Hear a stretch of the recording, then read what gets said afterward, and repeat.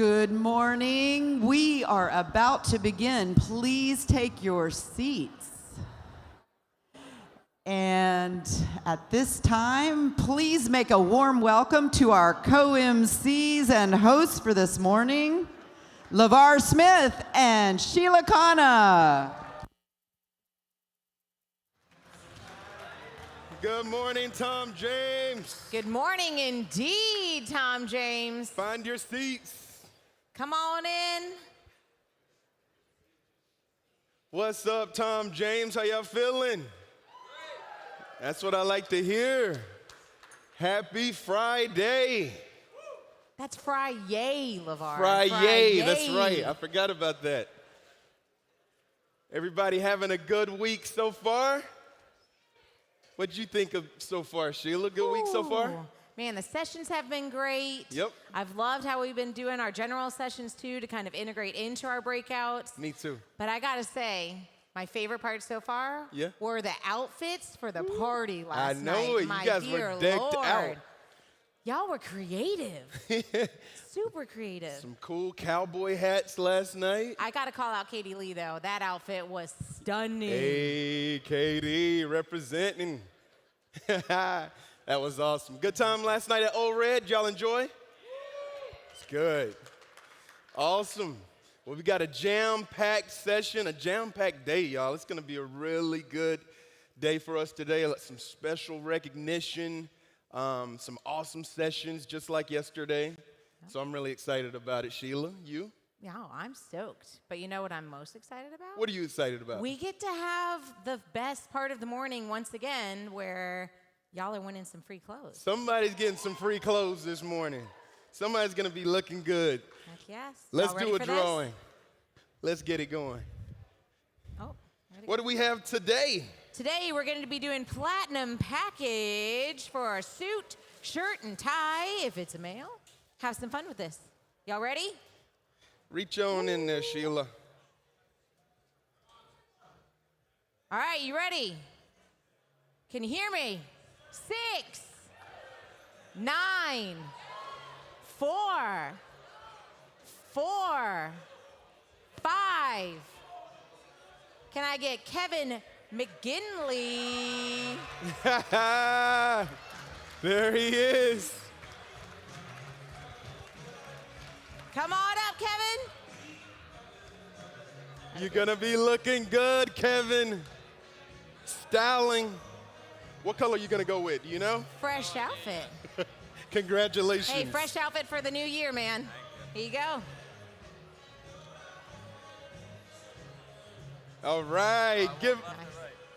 Oh, you can just go off this side. You got it, man. Give it up for Kevin McGinley, y'all. Free clothes. Maybe you can win the next time, right? Still got one more, LeVar. There's still a chance. Awesome. Great. So we're going to recognize some special achievers this morning.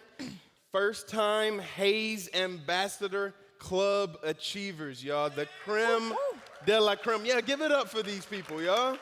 They worked hard. They lead the way, blazing the trail, setting an amazing example for us. And this is no small feat, y'all. This is 3,000 units your first time to hit Hayes Club.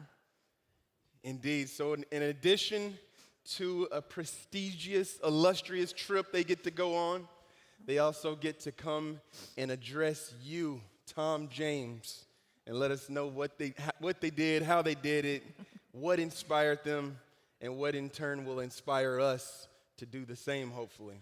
You guys down for that? Yeah. Awesome.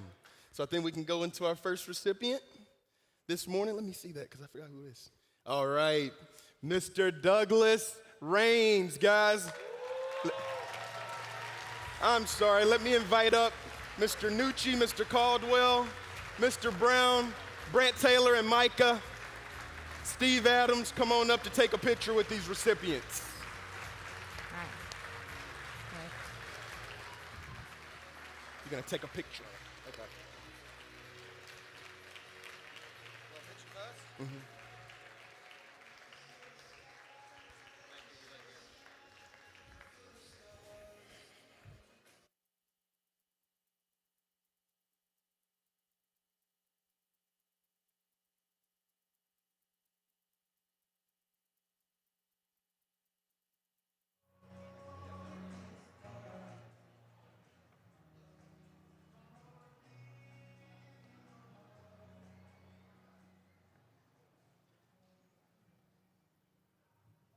Good morning. You know the greatest thing about going first? You get to set a really low bar. So you're welcome. All right. This is cool and this is brief. Let me start by saying thank you. Thank you to the Hayes Club members, firstly for setting and secondly for continuing to raise the bar. You are truly remarkable group of world-class professionals. What you do season after season and year after year is both impressive and inspiring. Thank you for your example and for modeling what is possible. Thank you to the international team with whom I have the immense good fortune to work alongside. Your drive and determination motivate me to do more and to continue to grow, even when my lazy character, demon, says, you're good, Douglas. You can ease off a little bit. Thank you to the many, many amazing mentors and leaders, past and present, who continue to influence me to work to become a better version of myself. I can never really pay you back, but I'll continue to work to pay it forward. I'm grateful to all of those who work so diligently behind the scenes in manufacturing, in accounting, in IT, in admin, and my own alteration tailors in London. Your help and support make me look far, far better than I am on my own. So this recognition and achievement is as much yours as it is mine. Thank you.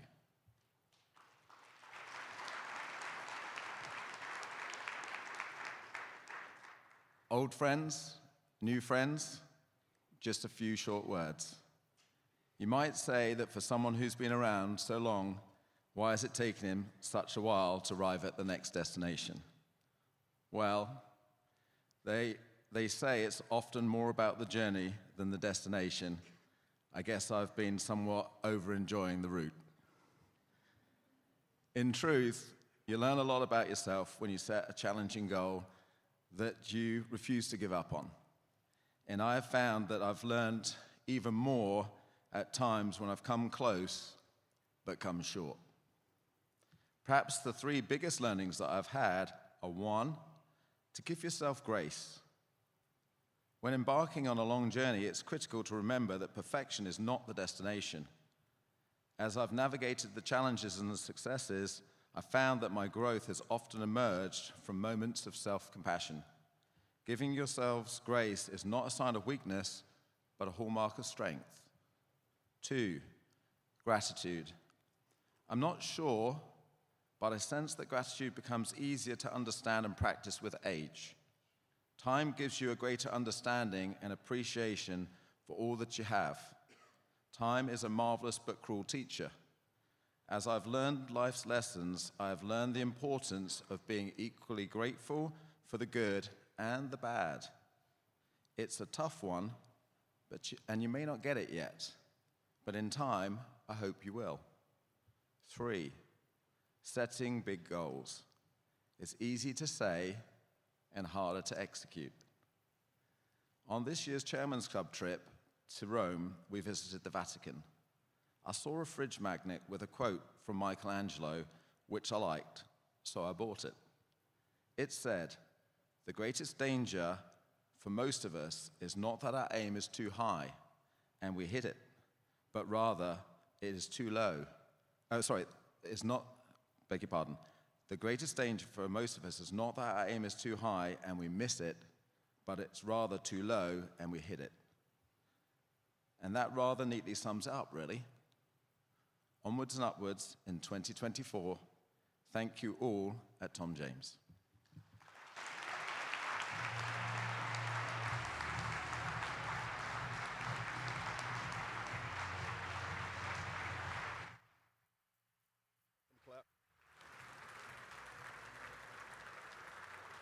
Next, I don't think this guy needs much of an introduction, but from the great New York City, welcome John Cardos to the stage.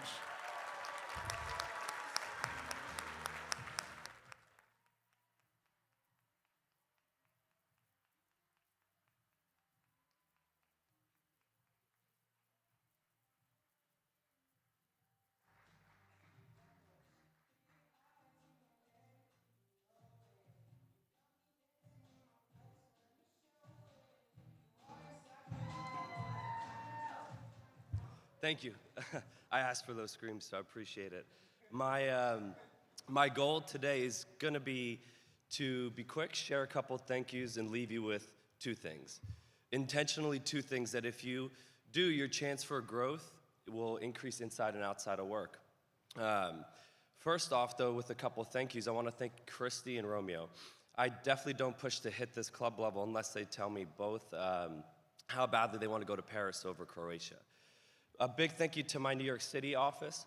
You all make work not feel like work. You all make it feel like a family setting. I love that, and that's kind of what I yearn for so much. Big thank you to my partner, Dana Marquis. She's not here, but I appreciate her trusting me enough to work with her alongside and grow our sales together while we do more of what she wants to do with her family. Heather, thank you. You're clearly amazing at what you do, but what I think people don't see often enough is how selfless you are, how much you care about our office, how much you care about building our company.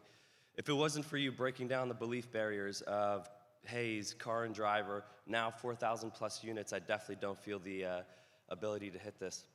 Melissa, to say you're the best, absolute understatement. You run one of the top offices in the company, you run a household with two beautiful little girls, and you're always giving and giving of your time without ever asking for anything back. I'm also very appreciative of you taking maternity twice, allowing me to finally beat you at something in Tom James, so thank you for that. My team that I get a chance to thankfully work with, Miranda, Ryan Reck, Caroline, Trudy, Nathan, Heather, Jordan, Kayla, Peyton, and Chrissy. You all are a joy to work with. You motivate me more than you could ever imagine. I can't thank you enough for that. My LD team I get a chance to meet with once a year. Melissa again, Micah, Ariana, Dash, Robin, Douglas, and Steve, thank you. Blake and Porter, thanks for all the texts you guys were sending me when I didn't want to hit this, and I wanted to give up. Blake, thank you for also being the first in our group chat to hit this of Ryden and Jock. We're now batting 50% attainment of this and only going up. I can definitely promise you I never really thought I'd hit Chairman's Club. Cabinet was pretty much all I thought I would do here. Hayes, that's just, like, I'm not even worthy of thinking that high. Big thank you to Jack Tierney. Thank you very much for always laying the idea of selling at a high level and leading at a high level. It's something that I've always admired and aimed for. And lastly, thank you to Dom and Jordan. The countless hours of coaching I received from you guys on new business, it took me like much longer than you thought it would to actually like buy into it, but it's definitely been good, so thank you guys. You see, I found a couple things from selling new business. I found that it's more fun. I find you sell more. You're more fulfilled. When you call your clients, they actually answer more because you're calling them less. It's easier to hit all the goals you want. Your leadership will actually improve just from selling new business because you're going to focus more on that when you speak with people, and then your team sales grow. So as I thought more about it, I said, number one, it's start with a why, right? But we've all heard this so many times, so I want to try and just simplify that thought, because I think you need to have a reason you do everything. Otherwise, you're just going to go through motions, go through complacency, and when things get hard, those things win out and you lose. But all those sitting in here who are struggling to find a why, just understand that's okay. Because a why does not need to start off with a resounding feeling of push and pull. Does not need to be this miraculous feeling of purpose. It can be. But those are few and far between the real instances of how a why forms. It typically forms by just starting to ask simple questions like, what if I did that? Or why do you wake up to go to work? Why do you want to go work out when you've just worked out 3 days in a row, your body's sore, and you just don't want to do it?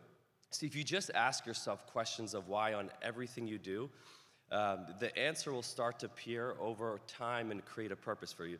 But just start the process of asking yourself why you do what you do. Secondly is just new business. Look, it's a simple thought, but what if we all just got new clients by making all of our clients we have right now an extension of us? If we just made them another sales rep on our team, someone who went to bat for us. You see, you create that by giving your clients such good service, such good experience that when someone compliments their clothing, they automatically think of connecting you on a text or email. You see, every time you see them, you gotta ask to be connected on a text or email with them, with people that they know. You'll be amazed at the habit that actually creates from your client and how much those clients will actually go to work for you. I treat sales on delivery as a bonus. I treat client sales as a bonus. I understand those are necessary parts of my business, but I don't make them the main focus. New clients and the attainment of new business will always create the client sales we need without having to focus solely on them. So just in closing, treat your path to growth this year with a focus on giving exceptional service, being a person of your word, and just ask to get CC'd on texts or emails. You'll be amazed at what comes from it. One day you'll pick your head up and you'll hit haze. You'll probably hit something even more than you could ever imagine just by following a couple simple things. Thank you.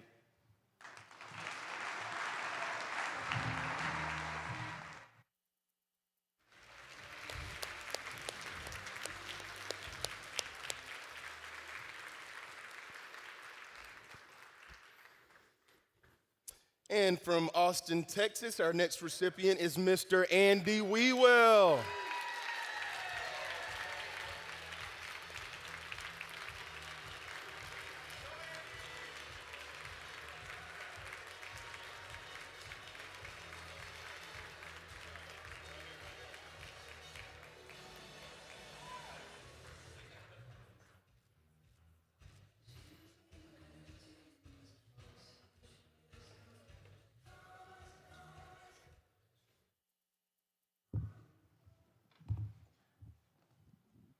Howdy, y'all.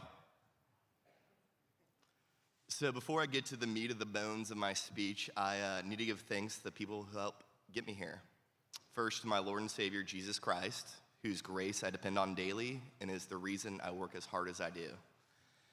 To my yeah, you can clap for that. To my smoking hot wife, Valerie Lee Wewell. Thank you for always encouraging me and believing in me, even when I didn't believe in myself. I'm so thankful to Jesus for giving me his best angel, and I love you so very much. I know you low-key wanted to go to Croatia, but Paris is gonna be awesome. Alex Homer, Micah Pittman, Dan Milas, Blake Albino, William Schroeder, Don Luna, Taylor Wood, Milo Rubin, my assistant Marissa, the Austin office and leadership team, my parents, thank you for believing in me. And of course, thank you to my clients for your trust. Blake Albino, we've been day one homies, and I'm so thankful for you and our brotherhood and seeing the man you've become. Believe it or not, it took me a lot longer to hit this club level than I would have liked. I had a great first half of the year, thanks in part to my coach, Dan Milas. He told me to stop putting so much pressure on myself. But the second half of the year was rough. I worked my butt off. I did all the things that I did the first half of the year, but I couldn't even hit my quota for 4 months in a row. I committed to myself that I was gonna hit Hayes Club in September, and then I fell short. Then I committed to hitting it in October, and I fell short. And Hayes Club started to feel a little bit like a pipe dream. Then November came. The first half of the month was fantastic, and I could actually taste Hayes. I can actually do this, is what I thought. Week 3 was okay, but the last day of the week, I had 7 appointments. All of them miraculously stuck, and no one bought. Then came the 2 days of the short Thanksgiving week. 0 sales, both days. Now Hayes Club was really feeling like a pipe dream. And to get mentally prepared the Sunday before the last week began, I hung out with my Persian cats, watched 7 hours of commercial-free football on NFL Red Zone, and it was amazing. But when Monday morning started and I was writing down my goals and I had a big number to hit, I just told myself that I have nothing to lose, so I might as well just kind of keep going for it. And if you don't hit your goal, that's okay. So what? But pick yourself back up. Just keep going for it. Lastly, tie what you want to what you do and have consistent efforts and habits to get it. My wife and I love to travel and actually wrote this speech on a 9-hour drive in the Sahara Desert in Morocco. And in 2023, I took off more time than I ever have, but I also sold more than I ever have because I was connecting to my goals. So in closing, this next year, dig into your goals. Take the pressure off yourself, kick your own butt, work really, really hard, and if you do, the magic will find you. Thank you.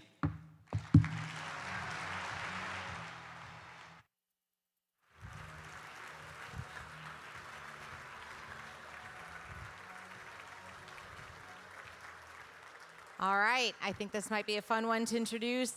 The one and only Mr. Brett Denmark from Atlanta, Georgia.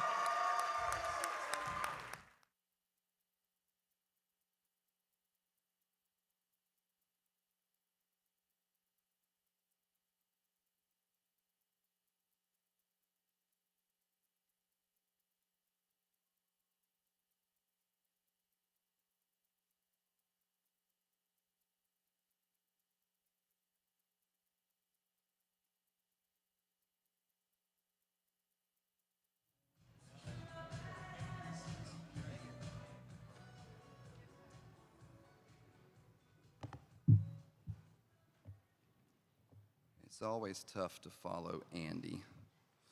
Good morning, everyone. This is not on my speech, but I just have to say it. It feels really good to do what you say you're going to do. I was sitting, it wasn't the same hotel, right? But I was sitting over there, and you know when they put the award trip videos on, and Becca's always had on her bucket list to go to Paris, and I thought I was just going to take her there one day and spend a lot of money and probably not stay in as nice hotels that the company provides. And I always send videos, and I'm like, please don't be Paris. I don't want the pressure of Hayes. And like, just run it back for chairman's, you know, 2250. And I'll be danged, it was Paris. And I'm like, well, all right.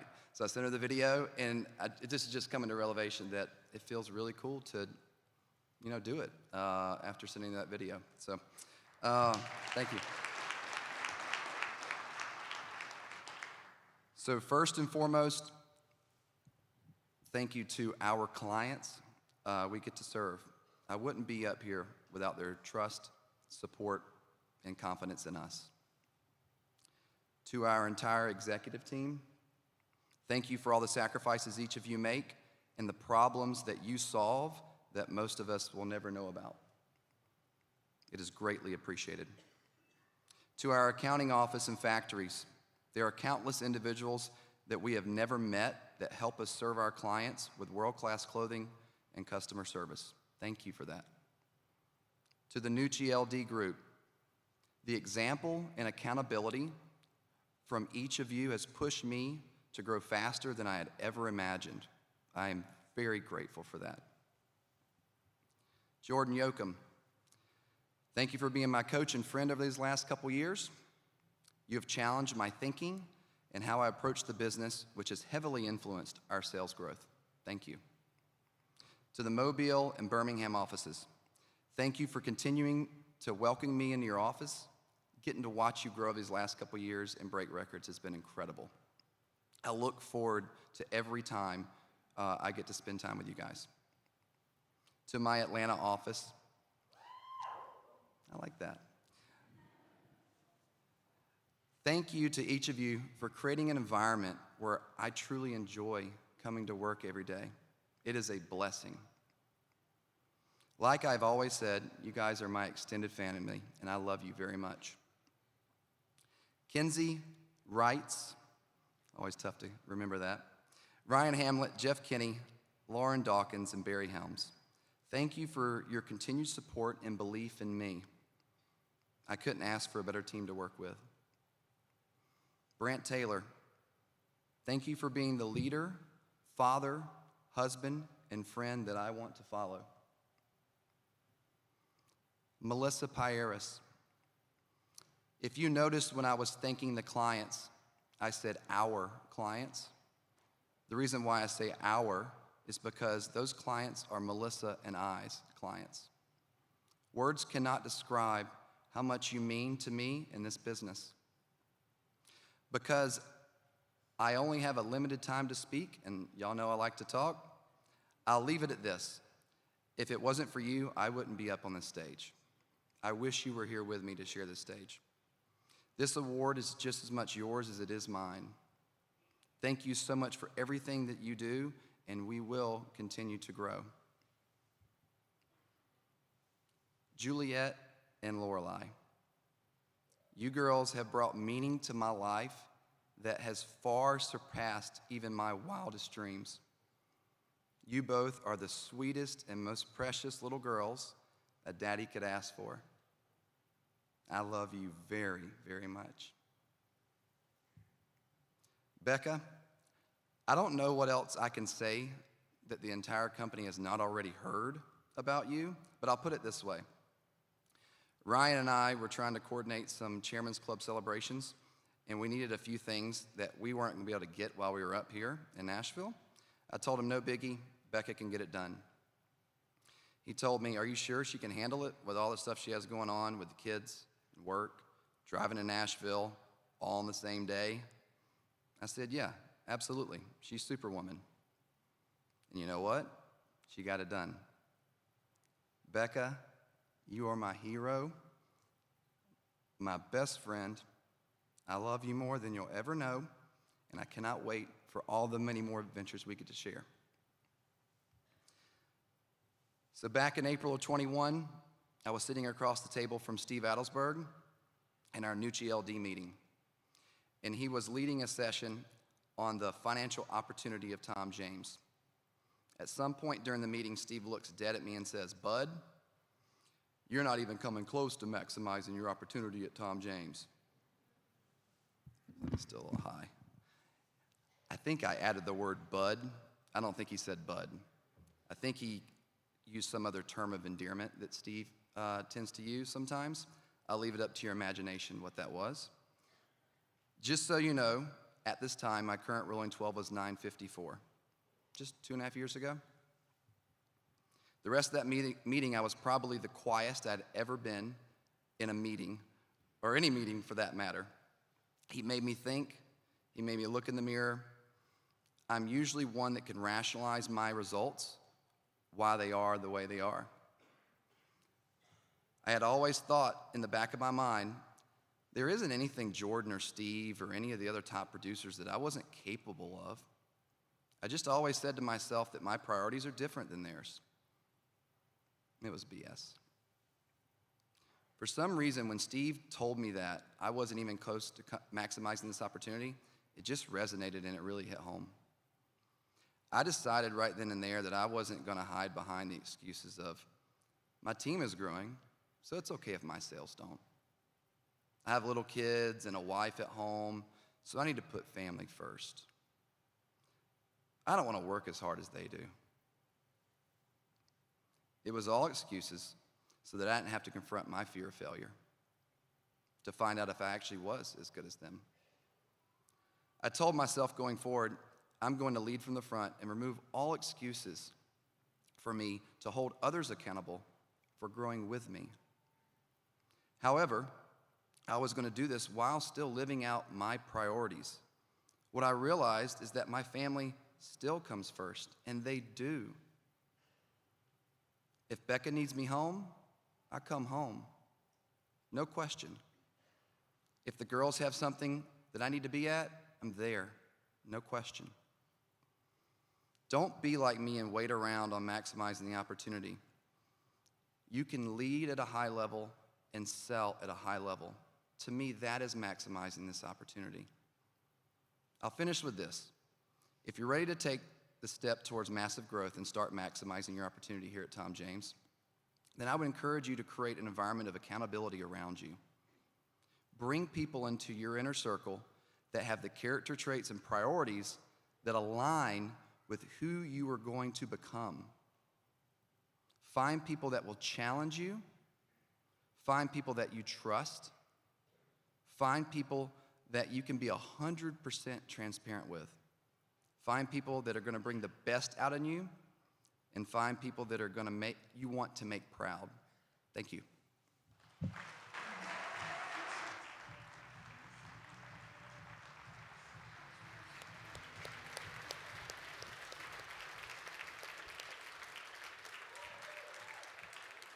And from Washington, D.C., so proud of you, Miss Nicole Candice Adam.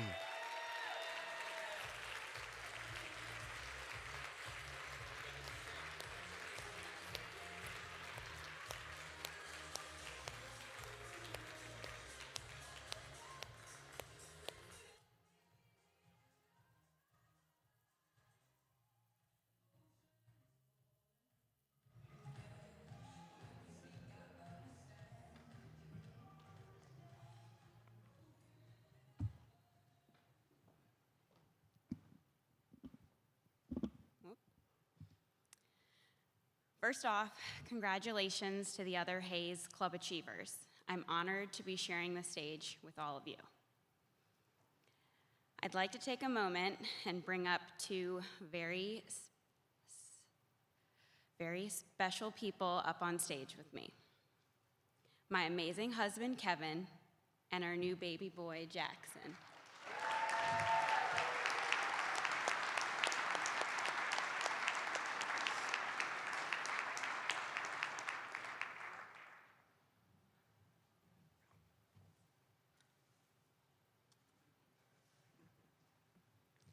This is who I hit Hayes for. Thank you for balancing and believing in me. We make quite the team, and I love the life we're building together. The idea of selling 3,000 units has always seemed like a distant dream, almost too good to be true. Getting pregnant this past year, I decided if there was a time to do it, it was now. I wanted to set the example for other moms and moms-to-be that you can accomplish something big if you put your mind to it, even while being 9 months pregnant. Unlike my previous club achievements, which were primarily personal, this time I put the focus on Jackson. I was determined to show baby Jay that his mom could conquer anything. Along the way, I discovered a powerful thing. Those who write down their goals, share them with others, are far more likely to achieve them than those who merely speak them into existence. I attribute much of last year's success to my new daily routine of writing in my 5-minute journal to focus on gratitude, what would make today great, and a daily affirmation. Then I formed an accountability group consisting of incredible individuals like Jack, Adelsberg, Jillian, Cheyenne, Milo, Ariana, Amanda, Tate, Bob, and Steve Nucci, who supported and motivated me. I sent a weekly recap on my progress, which made me accountable, as well as study my business week by week to improve. Thank you all for being an essential part of this journey. The next significant change I made was shifting my perspective to concentrate on today and tomorrow and turning months into weeks. Looking back, it's crazy to see the consistency that emerged. Having been with Tom James for 11 years, I may not be on the Hall of Fame, the fastest accomplishments, or a name that many of you know, but what I have done is stayed.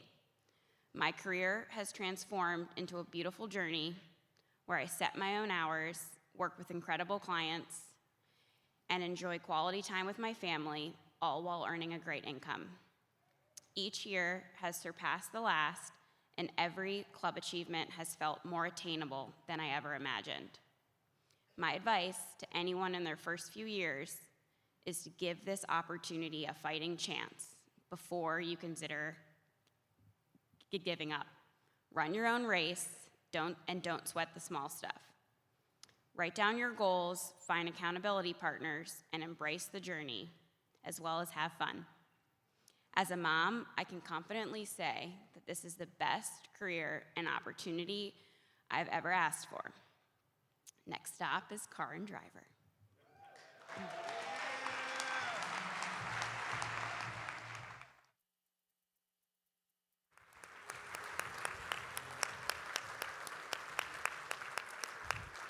All right, welcome to the stage, the Silver Fox himself, Sean Hickey.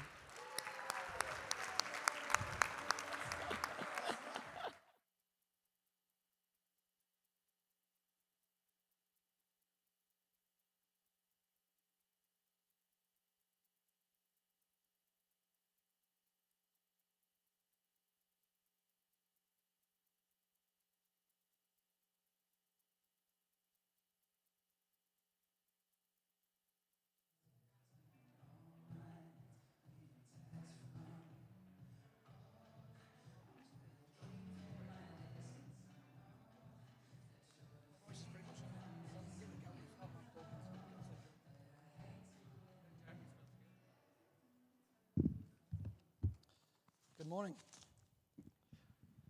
I'm going to bring this closer, as it seems that this is the third of the speeches I get to do. In the first one, I lost my voice. And as you can tell, this is also nearly gone. But thanks to all for being bright-eyed and bushy-tailed. I'm going to blame my voice on being patriotic because of Kevin's Wonderwall rendition, which was very good. I want to keep this fairly to the point. Give a lot of thanks and a few philosophies, which has helped me get here. Firstly, most importantly, thank you to all of my clients, because without you, all of this would be impossible. A special thanks to my amazing assistant, Danielle, because it allows me to do the things that I'm most suited to and take care of everything that needs to be done, and the growth would be impossible without her. Going back to the start, thanks for Paul Kopp. You've always been honest with me, to the point, all the way through. Thanks to Doug, awesome we get to share the stage today, for being someone to chase, set the bar, and compete with. And Tim, thank you for putting up with me. Really appreciate it. Also, thanks to everyone in support roles in the Home Office, manufacturing, Nicole and Stanley at Oxford. And as Doug rightly mentioned, I actually adapted it. Our amazing tailors who get us out of trouble every time. Sorry you got stuck with us. But I think I'm here to make sure that you can work for your money, Steve. So thank you for putting up with me. I really appreciate your patience and your help in removing obstacles to make sure that I can focus on doing what I'm not too terrible at. So thank you for doing everything you do, and mainly the patience. Thank you.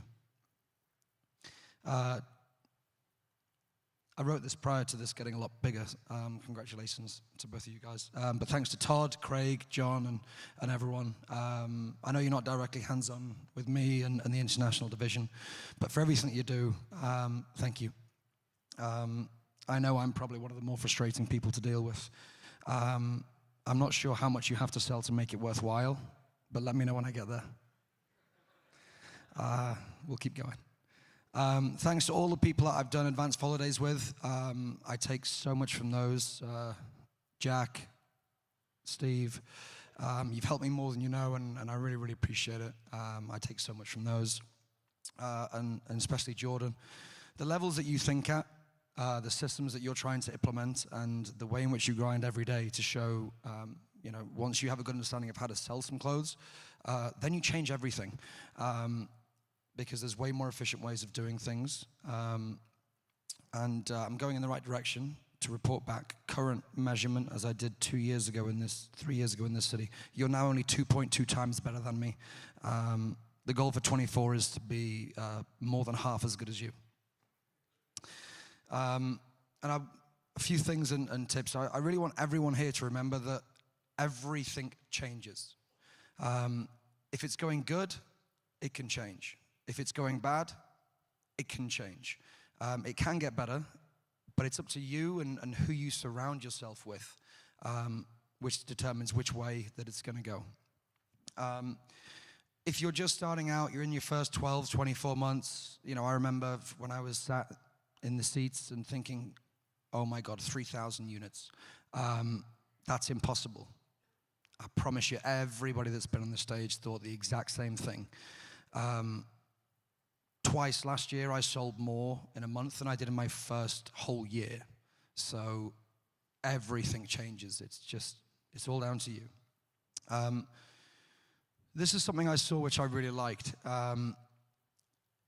We all see these successful people. They are, they're just, everything looks really easy and like it comes really easily. But don't try to emulate the outcome. Don't emulate what they're doing now. Emulate the process, because that's what allowed them to get to where they're going. Also, be humble. Reflect on what you bring to the table. Know where you're starting from. Know the strengths you have. And know what you really need to work on, and find people that are going to help you work on those things. I suppose that one of my favorite books is The Happiness Advantage from Sean Anker. don't study the average. Don't focus on the average, because if you do that, you will merely become average. Find the people that excel in the areas that you really need to work on and do what they do.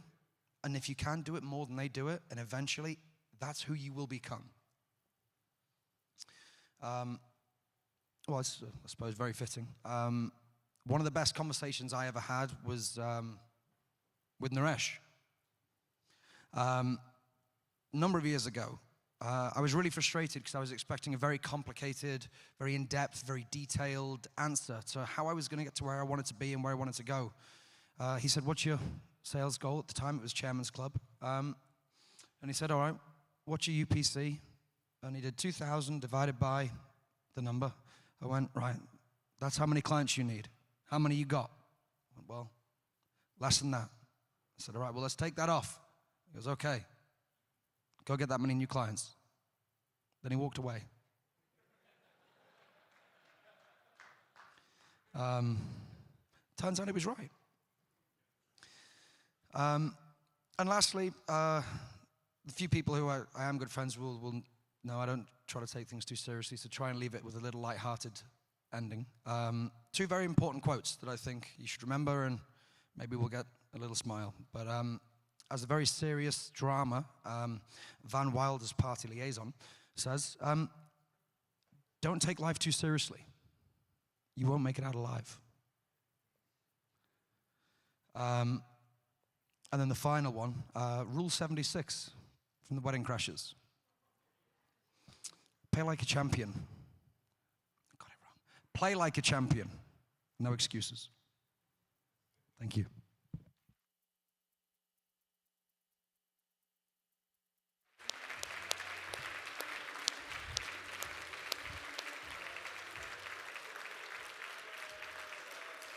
From Charlotte, North Carolina, Mr. Joe Price.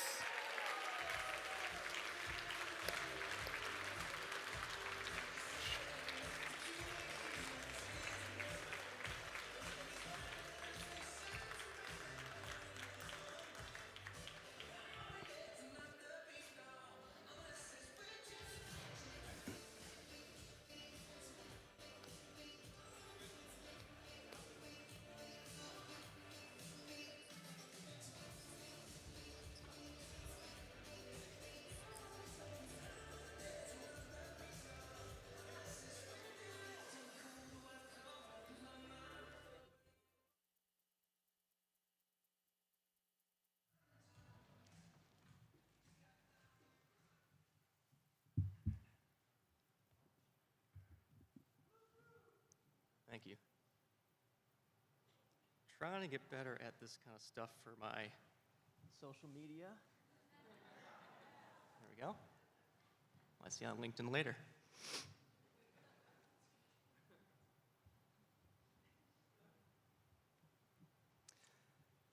Thank you all. I appreciate the opportunity to speak with you all today. And I want to start by introducing myself. My name is Joe Price. I work in the Charlotte office, and I've been with Tom James for 15 years this month. I'm married to my beautiful wife, Whitney, and I have two amazing daughters, Sloane, who's 3.5, and my bonus daughter, Quinn, who's 12. I went to Florida State, go Noles, and yes, we're all doing fine. Thanks for asking. And it was exactly a year ago today that I was in Dallas-Fort Worth for the January meeting, sitting in a ballroom just like this. I was listening to Hayes Club speeches. I just finished my best year of my career, over 2,500 units, and I requalified for the Chairman's Club trip. I finished 20% up over the previous year. You see, at Tom James, we had the opportunity to achieve these amazing trips, and they're solely based on the results of your hard work and tenacity. It doesn't matter how many clients, transactions, or suits you sell, it's just the total dollars sold. When you work hard, you follow the habits, you grow your thinking, and you practice really good self-talk, you hit club levels. You're in a respectable place within Tom James, and you get to go on these awards trips. You get recognized, and then you keep growing sales year after year after year. It's pretty fun. It's a pretty fairly straightforward path. However, at this point, I'd been in leadership for 13 years. I'd hired, trained, and developed club members. And yet, as I sat there listening to these incredible speeches and stories about growing all areas of your life, I couldn't shake this feeling that I'd never been more frustrated and unhappy in my leadership. I'd hired and I'd lost. I'd built teams and watched them crumble. And if asked to describe my experience in one word, it was hopelessness. This dichotomy between sales and leadership within my career consumed me. How can I feel so fulfilled in one area of my life and so unfulfilled in the other? The definition of insanity is doing the same thing over and over again, expecting different results. I read books, I attended leadership summits, I poured into people, I led by example in sales, and I ran a clean and very profitable business. With every hire and term, the resentment within me kept building and building until I reached a boiling point. I couldn't go any further. And what felt worse is I actually felt like I was pretty good at it. My leadership cup was bone dry, and I'd been pulling from an empty well. It was then that I made a choice. I had to get off this ride. I reflected on it for a day or two. I called my wife Whitney, and on the bus ride back to the airport, I sat next to my leader Duncan and explained that I wasn't coming back in January. I wasn't quitting necessarily, but I just needed a break to step back and figure things out. So at this point in the story, you might be thinking I had some sort of like magical revelation or some aha moment that caused this massive paradigm shift. But the truth is, I'd become so entrenched in the grind and was spinning so fast on the wheel that I lost sight of why I was even doing it. During that time away, I could think more clearly about my purpose. And the funny thing is, the more time I spent away from Tom James, the more I started to appreciate it. The blessings that are right in front of me are the easiest ones to lose sight of. I'm grateful for my friends who reached out to me and checked on me and asked how I was doing, but most importantly, they listened. That meant a lot to me.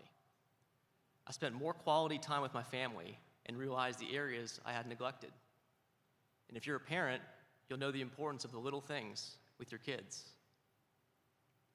It's things like slowing down to have breakfast together, taking my daughter to school, going on daddy-daughter dates, and taking her to the park. Whitney, on the other hand, took a little longer to come around to the idea. And truthfully, a little annoyed because I was at home all the time. But she was supportive of me and backed my decision 100%. And that feeling of support motivated me to get even more to get back to work and start crushing my goals. The time spent was amazing and intentional, and I began to see life in color again. It was more vibrant and beautiful than the jaded lens I began to see it through. Taking myself out of Tom James was enough for me to realize everything I loved about being in it. And when I came back in February, it lit a fire in me that was more powerful than any goal I'd ever set. I decided to make a run for Hayes, something that had never been done in the Charlotte office before. My first month back, I had my best month with over 400 units and had the best season of my career with 1,566 units. I owe a big shout out and thanks to my KI group, small group, Dan Nusha, Dan Milas, Ashley Johnson, Sam Hammond, and Kim Scribner. Thank you for pushing me to grow and always reminding me to keep it light and fun. Looking back at 2023, I sold more in 11 months than I ever sold in 12. And I continue to take time off and trips to see my family in Florida. I played golf, hung out with friends, my family, and the occasional surf sessions on school nights, aka Thursday night board meetings. The benefits of my personal life and career have been enormous. And that man that I am today is a result of the mentors, coaches, leaders, friends, and influences that I've had and the lessons they've bestowed upon me. I'd like to thank my coaches and those I've had the privilege to coach. You know, it's true what Spencer said. When you help enough people get what they want, eventually you get what you want. I'm grateful for my incredible team, my assistants, Jennifer and Bree. They're the biggest reason I've been able to get more done in less time, and they've allowed me to focus on growth. My leader, Duncan Ham, thank you. Thank you for the man that you are and your patience. I admire you. My leadership team, Adam Highsmith, Ryden Bell, Lee Otterwater, and Hannah Falk. Sorry, we have two Hannahs now. My direct, Hannah Kowalski. She's been a breath of fresh air and has helped me rediscover my passion for leadership. I believe we came into our lives at exactly the right time. And last but not least, my incredibly supportive wife, Whitney. Her support and belief in me is the reason I'm here, and I'm very excited to spoil her in Paris. I don't know where each of you are on your journey, but I feel very confident that this is the place for you to discover your purpose and forge your path. I'll leave you with one of my favorite quotes from Dr. Seuss. And this is a side note. I love this book. I read this book to my daughter when she was born, and it just hit me differently. So if your parents will understand, if you're not, this is just a great book just to read. It's all the places you'll go. You'll get mixed up, of course, as you already know. So be sure when you step with great care and great tact. And remember that life's a great balancing act. Kid, you'll move mountains. Today is your day. Your mountain is wedding, so get on your way. Thank you.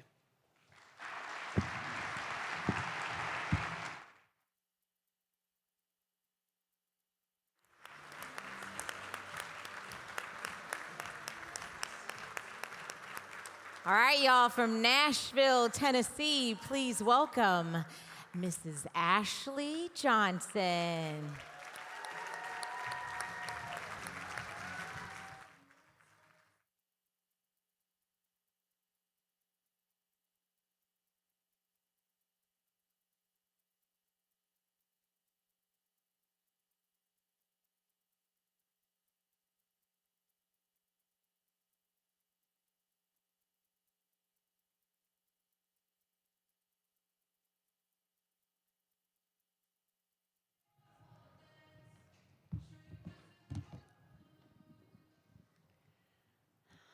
I started 2023 pretty determined on the decision to achieve Hayes.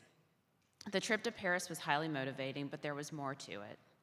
I celebrated 20 years last year, and pushing myself to achieve this new club level at the same time as my anniversary felt pretty significant to me. When I think back over the years, the times I've been the happiest, it has always coincided with me pushing to a new goal. The quote from Earl Nightingale is spot on. He said, "Happiness is the progressive realization of a worthy ideal or goal." And he's right. While I loved all the trips and the stock and the income, it was always so much more about the process I went through. The ups and downs and stumbling blocks and the roller coaster of emotions, the fear that it won't happen, and the excitement when you see yourself getting closer. My dad once told me he was going to play golf, that he wasn't playing against the guys in his foursome. He was playing against himself in the course, just trying to get better. I love that sentiment. I'm super competitive, but who I'm most trying to beat is me. I want to push myself to do better. Someone once said on this stage, we're all running our own race. I'm really glad I was listening because I've taken that to heart. Sam Hammond is an absolute phenom. She has crushed it this year and will continue to bust through new levels. But what I've learned is that my achievement isn't any less special than hers because she did it in 2 years and it took me 20. This is just what my story looks like. So for anyone that needs to hear it, you're running your own race. Don't compare yourself to the person next to you. Focus on your story. It's never too late to go after the goals that are important to you. I'm grateful for a lot of people and the influence they've had on me this year and beyond. Thank you to the Nashville team. I love working alongside you guys, and I can't wait to watch you all achieve your goals this year. Thank you to the absolute best small group ever, Dan, Sam, Joe, and Kim. I loved pushing alongside you guys each day of the season and learned so much from y'all. You helped me think so much bigger. Joe, I'm glad we're giving these speeches together. I couldn't have done this without y'all.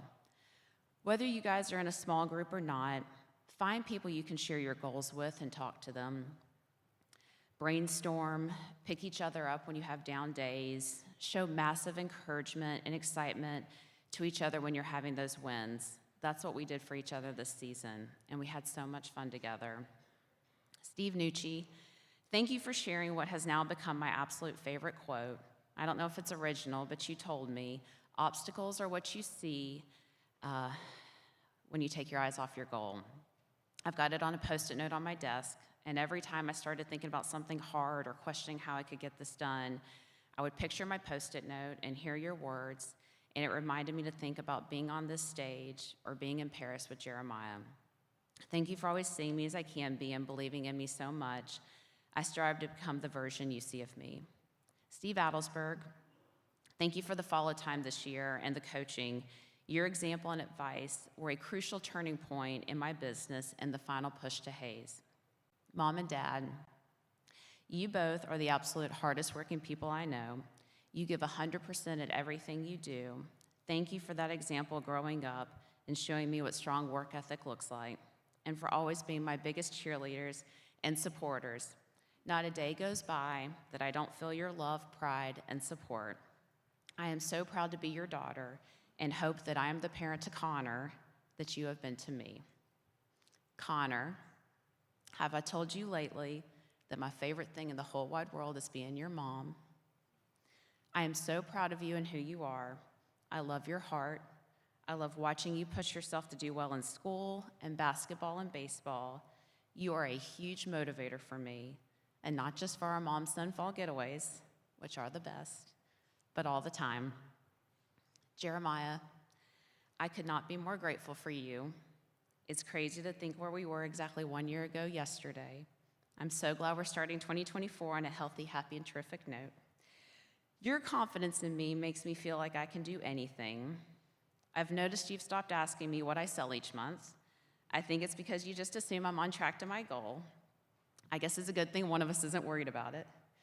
Your support never wavers, and you never question me when I tell you about my next big goal. Thank you for how you take such great care of our family. You are the best partner to me, dad to Connor, all while running your own business. I love the life we have created together. I will never stop pushing myself to achieve more and more goals for you and Connor. I love y'all so much. Thank you.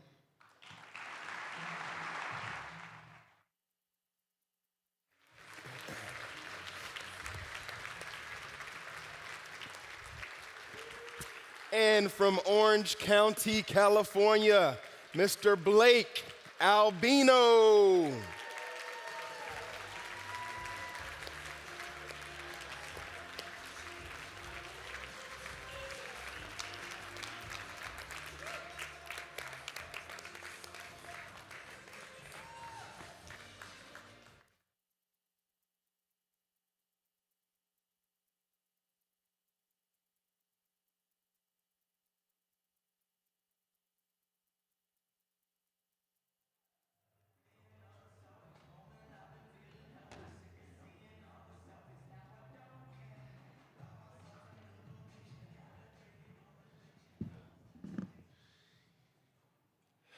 So I was scrolling on Facebook Memories this morning, which is a critical part of my morning routine, actually.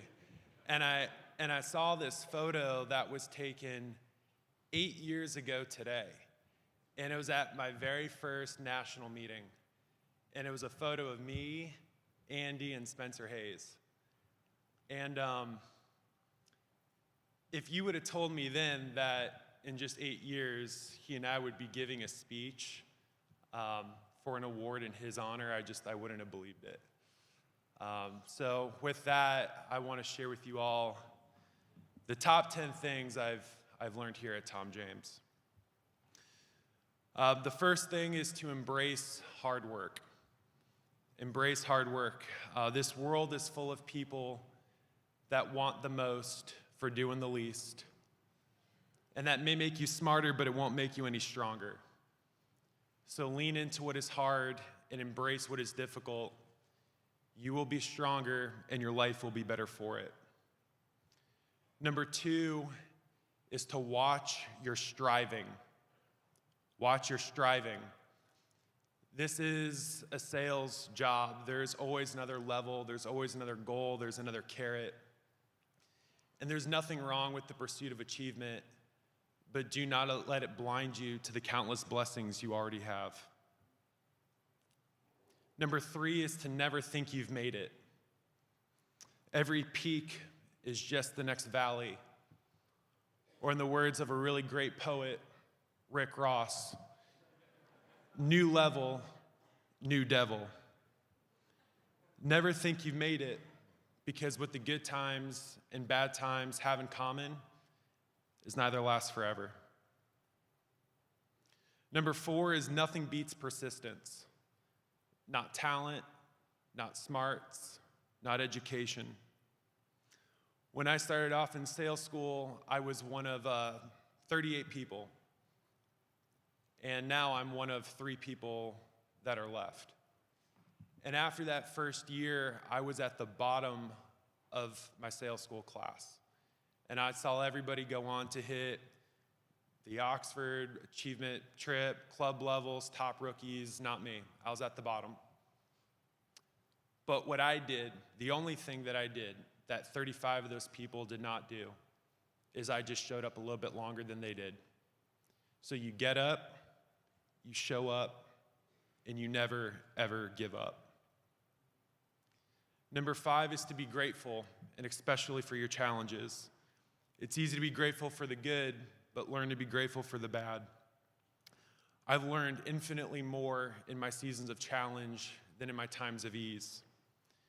So when those rainy days come, and they will come, be grateful, because it's all happening for your own good. Number 6 is to have faith. Believe in the things that you cannot see. Believe that you will win. Believe that God is working out all things on your behalf. And always remember, whoever thinks they can and whoever thinks they can't are both right. Number 7 is find your wingman. You cannot do this job alone. This Hayes journey started really in 2021 when me and 3 other guys, we made the decision to get the Chairman's Club. It took me from 1,200 units to over 2,300 units in a year. That was Jock Kalani, Ryden Bell, and John Cardos. And I'm so grateful for John and those 200 units of prorated training pay you got on December 29th that got you over the hump. So we'll be in Paris together. So we are batting 50, and when Ryden and Jock spend less time at Barry's boot camp and more time on the phones in 2024, they'll be here with us too. But if there was one person that I could attribute me being here to today, and not just Hayes, but Tom James, it'd be Andy Wewell. From day one at sales school, Andy and I, we formed the Wolf Pack. And through all the seasons of my life over the past 8 years, from both of us starting to building to restarting to marriage, through all the many times that I wanted to quit, all the times I tried to quit, the time I was trying to convince Andy that I was just going to go work for Amway in New York, Andy would grab me by my neck and bring me back and say, "You're not leaving." He has been the most loyal friend that I have ever had. So if you want to make it in Tom James, you got to find your Wolf Pack.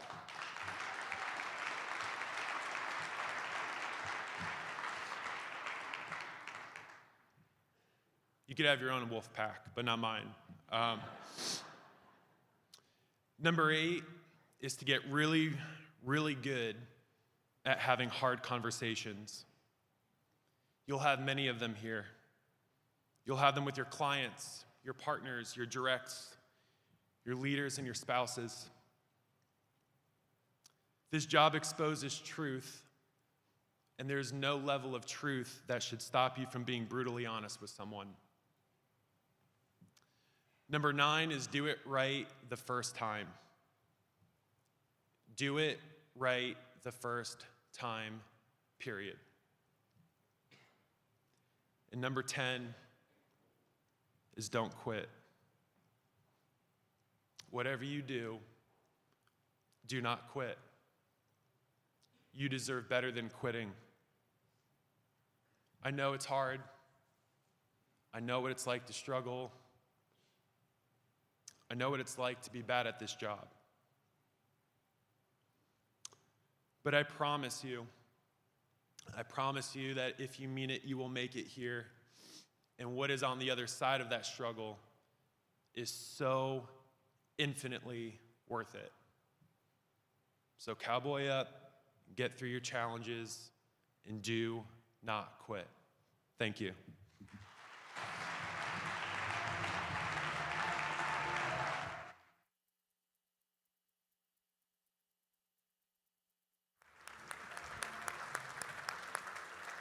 Let's welcome to the stage the one, the only Rebecca Garces.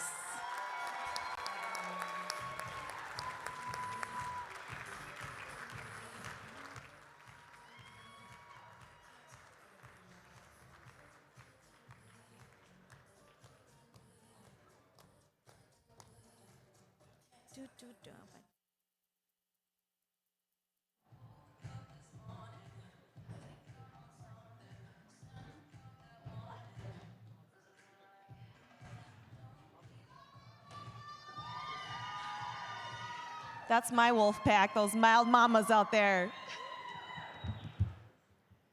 But my son really loves wolves, so can he join? Steve, you got your popcorn? Okay.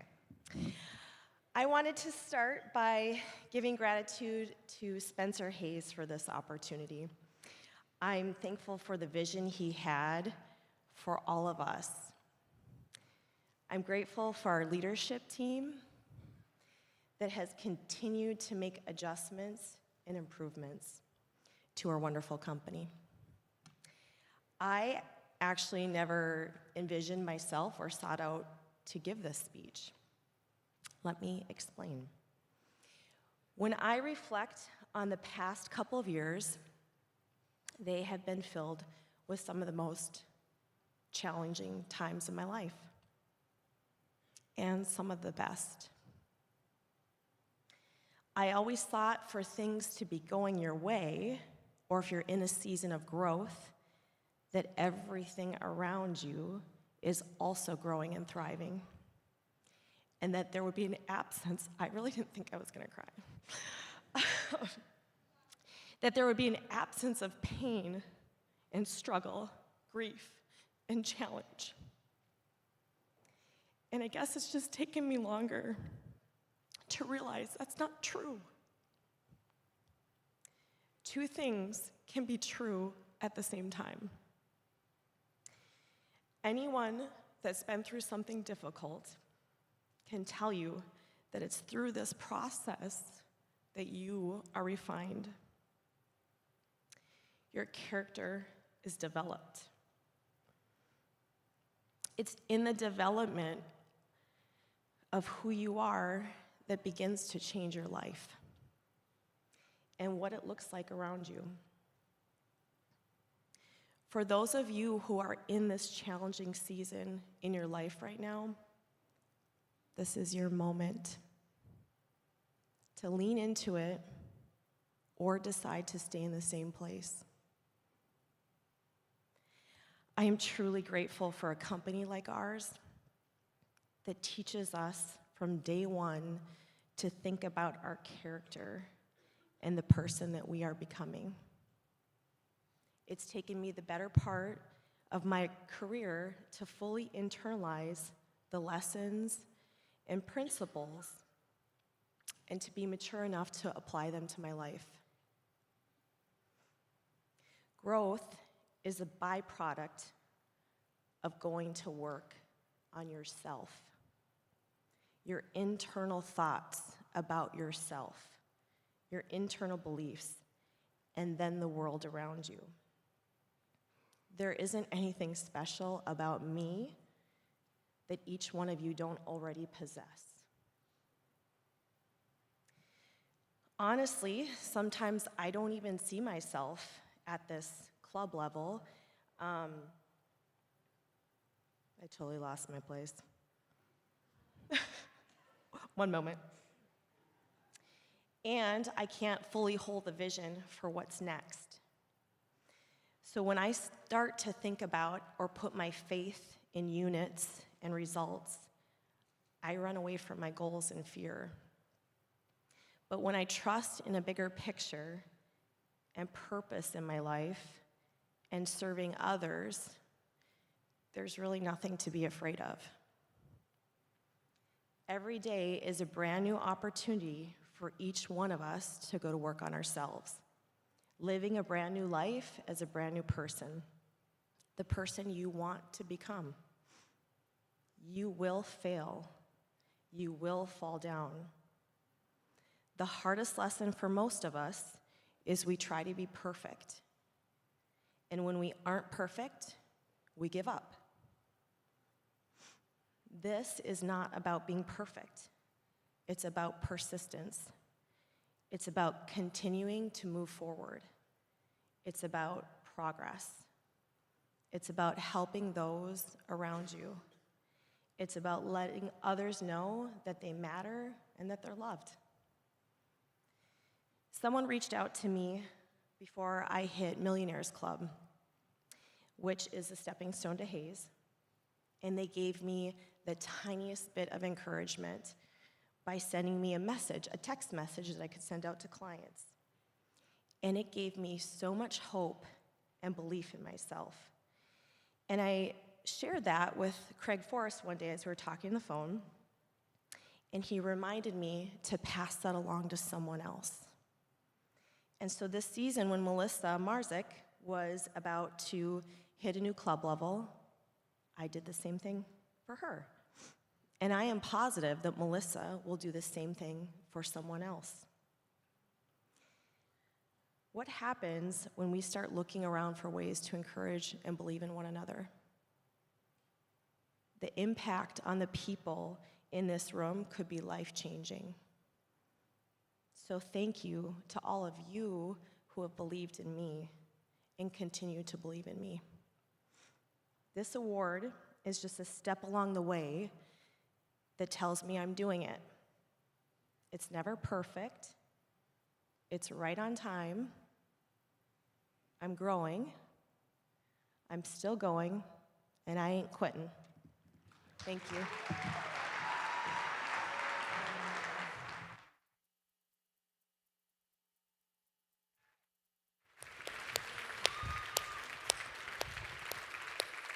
From Hotlanta, Miss Alyssa Obline. Congratulations.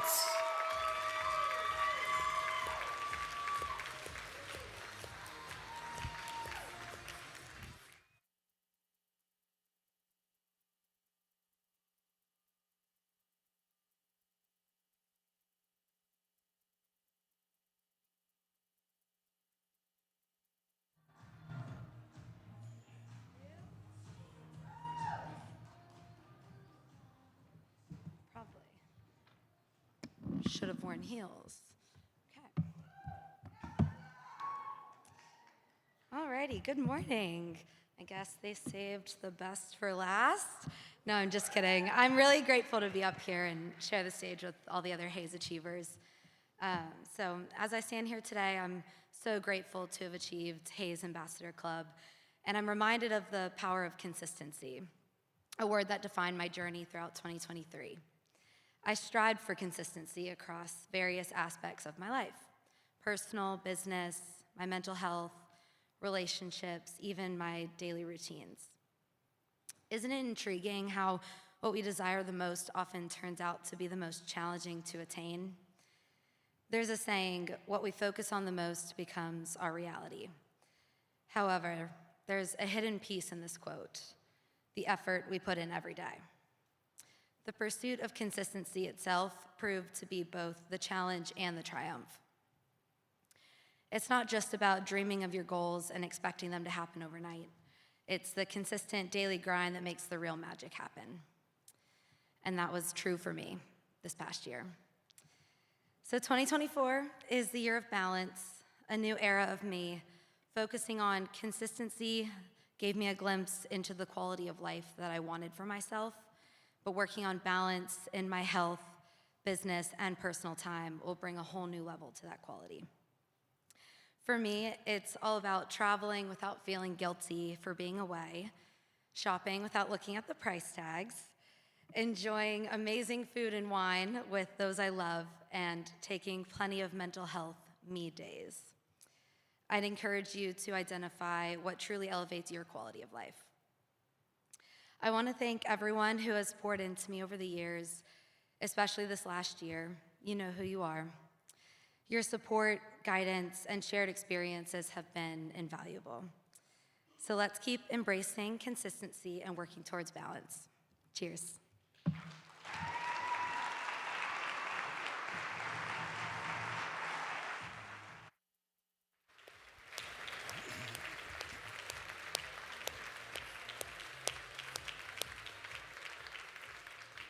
Fantastic. You Hayes Ambassador Club winners, can you remain standing just for a little bit so we can thank you again properly? The 11 of you guys. This is our 2024 class of Hayes Ambassador Club Achievers. Thank you so much. You guys are amazing. One takeaway, guys, from that. Get your wolf pack. I hear you. Guys, we have a very special ceremony, a very special recognition at this time. To begin that, I want to call to the stage, if you would welcome Mr. Steve Adelsberg. What's up, man? Thank you.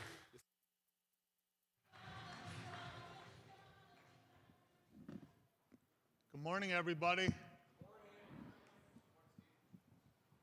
I want to see everyone's faces and eyes.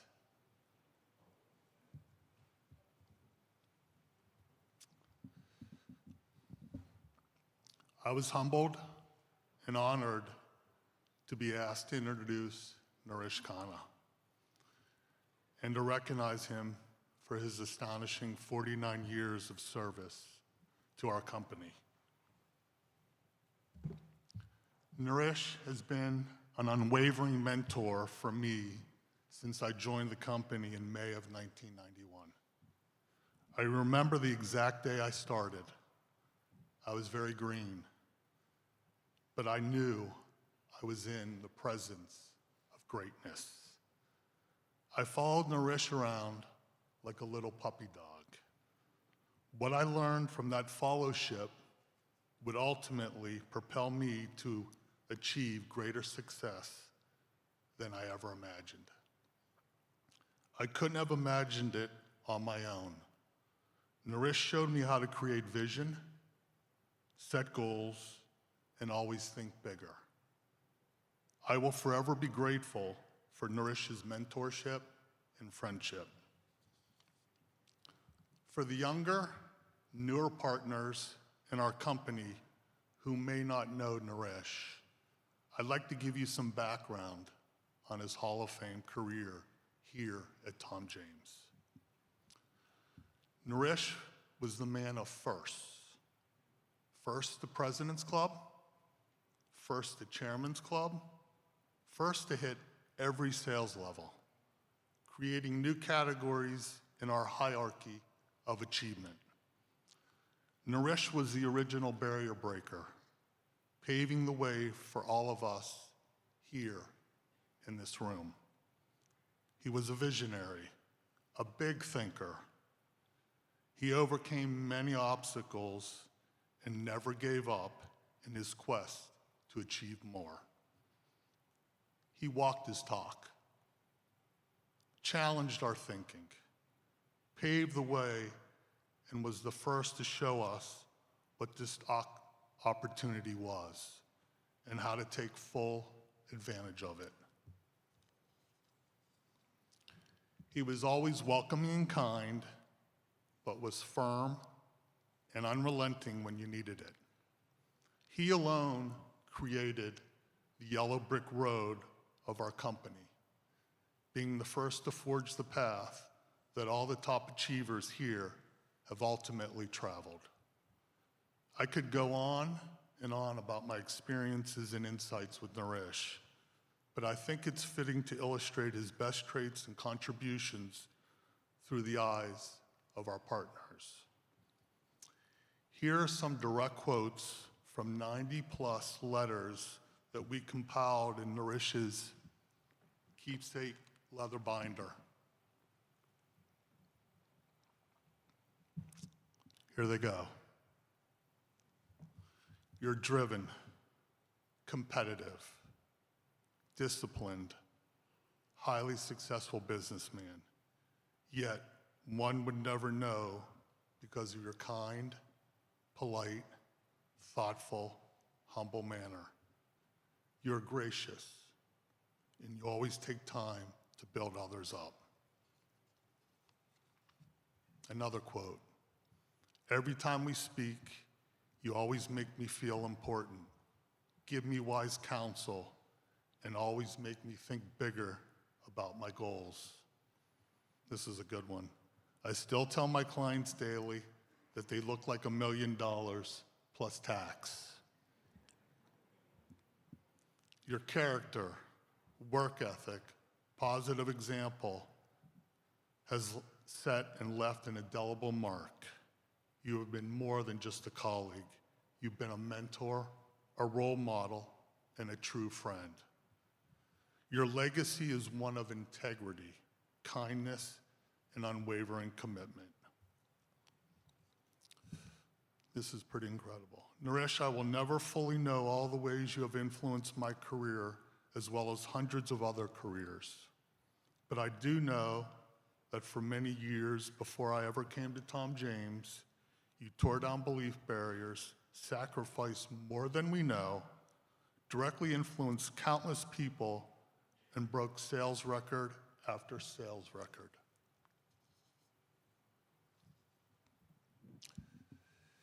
You paved the way and set the foundation so that someone like me could have a career and make a life for myself. I'm so thankful for this. Your legacy and our great company and all the people you have touched during your great career will be passed down for generations. And the last one, I can simply say, well done, faithful servant. You're an amazing example and human, and I will always love you and serve you a green apple martini as a treat upon your request.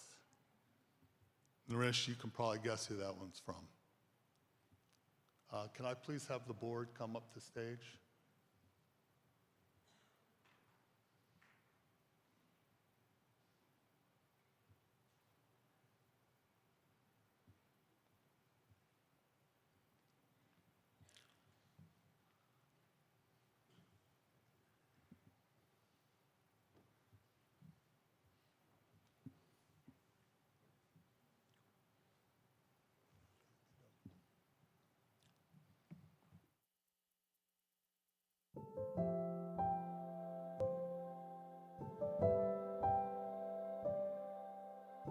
In 1967, Tom James Company was founded with the belief that hard work should be the only prerequisite for success. We build people by elevating the level of excellence in the clients we get to serve. And we build each other by creating a path for our sales professionals to become the best version of themselves. Perhaps the greatest success story of the Tom James opportunity is Naresh Khanna from Atlanta. Naresh was born in India in 1947 and emigrated to the United States in 1971. He spent a summer selling books at Southwestern Company, but he was not invited back the following summer. Naresh did not have a natural talent for sales. Instead, he had determination. His drive landed him a referral from Southwestern to work for Tom James Company. In 1974, Naresh began selling in the Atlanta office. His leadership believed in him And after countless hours of training, failing, learning, and trying again, Naresh became the first Tom James sales professional to achieve President's Club. Naresh has defined what it means to be successful at Tom James. He embodies the growth mindset that you should not just accept your current situation as the one you must stay in, but instead constantly seek a greater standard in life.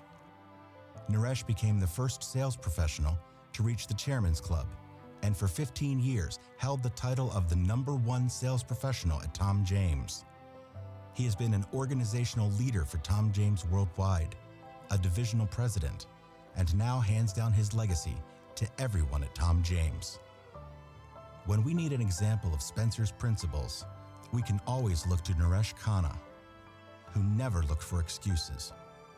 When faced with challenges, he saw his way through to greater and greater success. Naresh Khanna, leader, father, and one of the greatest sales professionals in the world. It's been great to be in business with you.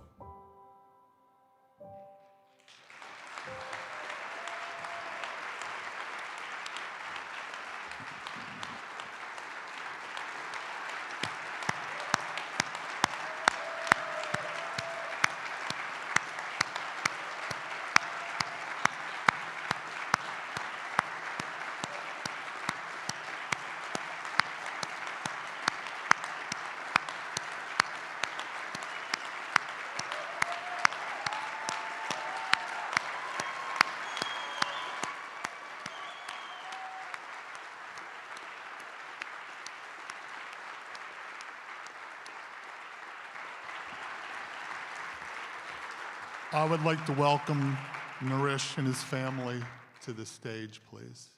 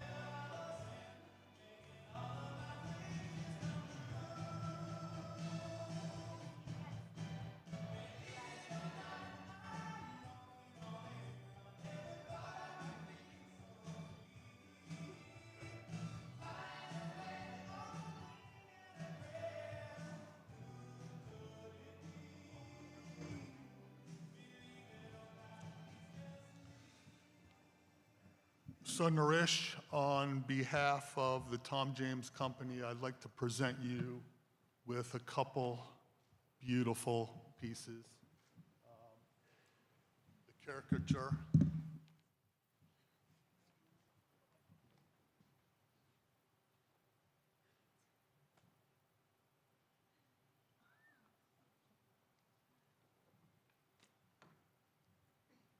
This has all of Naresh's favorite quotes and sayings, along with his superstar division, which many of us in this room were a part of. This is just beautiful. He's the king of sales. So congratulations, Naresh. Thank you, Steve. And lastly,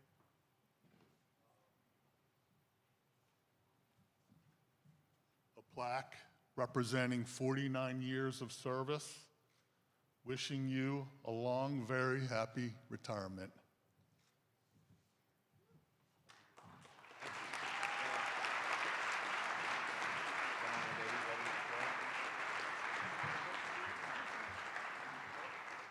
Oh, and then lastly, of course, I mentioned earlier, Naresh, these are all your letters. There's over 90 letters that are presented to you. So thank you. Appreciate it. They're awesome. I read most of them. You write most of the No. Thank you.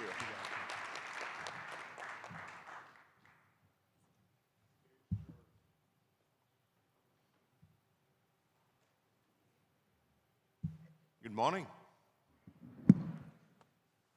Let me get my iPad out or iPaper out. You know, when they started playing the song, I thought my phone was ringing because that's my ringtone. And I'm trying to shut it off. So, thank you, Sheila. Steve, thank you for that wonderful introduction.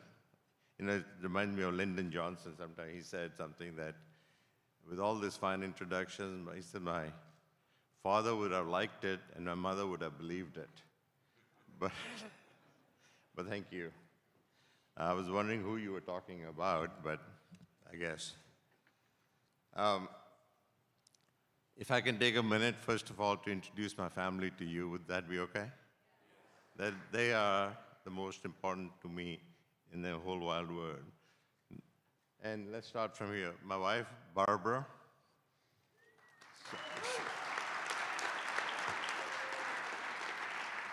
Smart, beautiful, and talented. She's put up with me for almost 50 years. We will celebrate our 50th anniversary this August.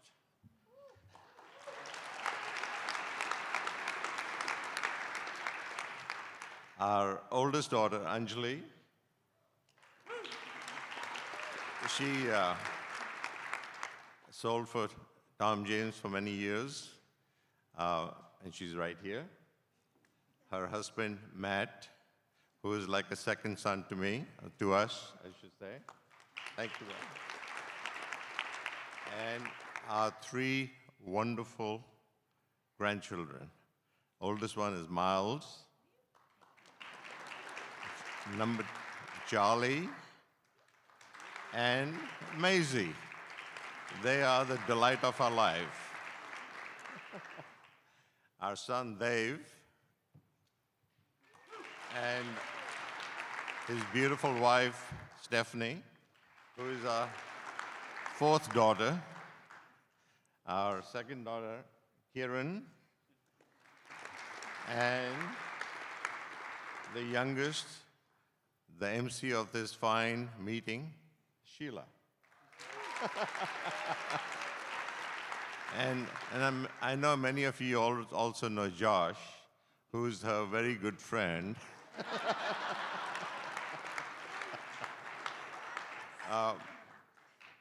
You know, they are my inspiration. They make it worthwhile and hadn't made it worthwhile and very rewarding all these years. So thank you.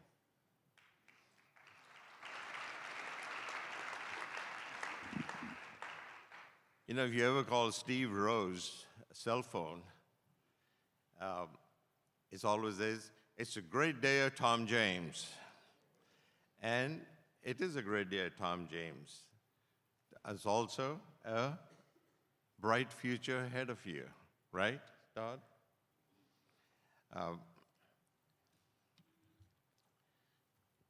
Let me see if I can do it. I said, first of all, good morning and a very happy 2024 to you.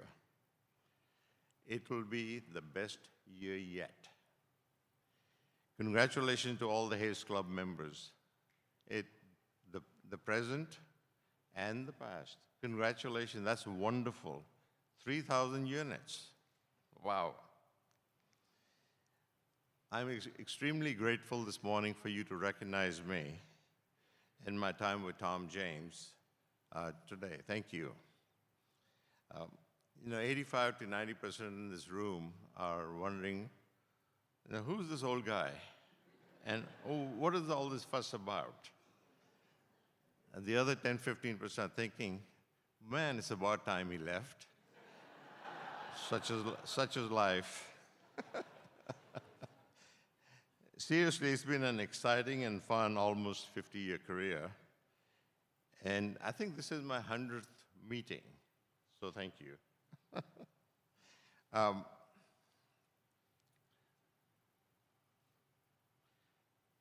I was reading this information, it says, it's weird being the same age as old people. So scary. Todd allowed me 5 minutes to talk, a minute a decade, and 6 seconds per year to recognize all the people who have made a difference in my life. So if I just read out all the names, I'll probably run over that time. But it's the names of all the people, my family, the leaders, my mentors, the partners, friends here at Tom James, at all the factories, at the accounting office, at the IT, at OID, at Thai companies. They made a tremendous contribution to my life and made it worthwhile. I came to the United States in 1971. Bobby Knight and I came to Indiana University in June of 1971. He was a well-known coach and did a great job. I was an unknown and untested graduate student. But IU holds many fond memories, the fondest being that I met my, what was that? He said, Weaver said, my smoking hot wife and life partner.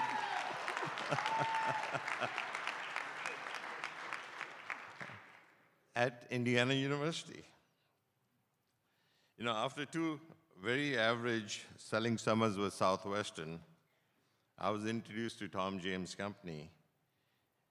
My interview was in February 1974 in Nashville, Tennessee, on our offices at Cleghorn Avenue at that time. The gentleman who introduced me was Carl Stanitsky. And he said, as he talked about what the opportunity could be, he said, if you're willing to learn the material, work hard, and have a good attitude, you can build a good future here. And I agree with him. I did add a fourth item to that. Stay a while. If you come, stay, and you can build it. I could build a clientele, and I could build a business by letting clients buy from me. As I learned about selling, I found that it was more fun to let people buy from me than for me to sell them. And so you can build a clientele by that, and when Carl was talking about it, it could be an unlimited opportunity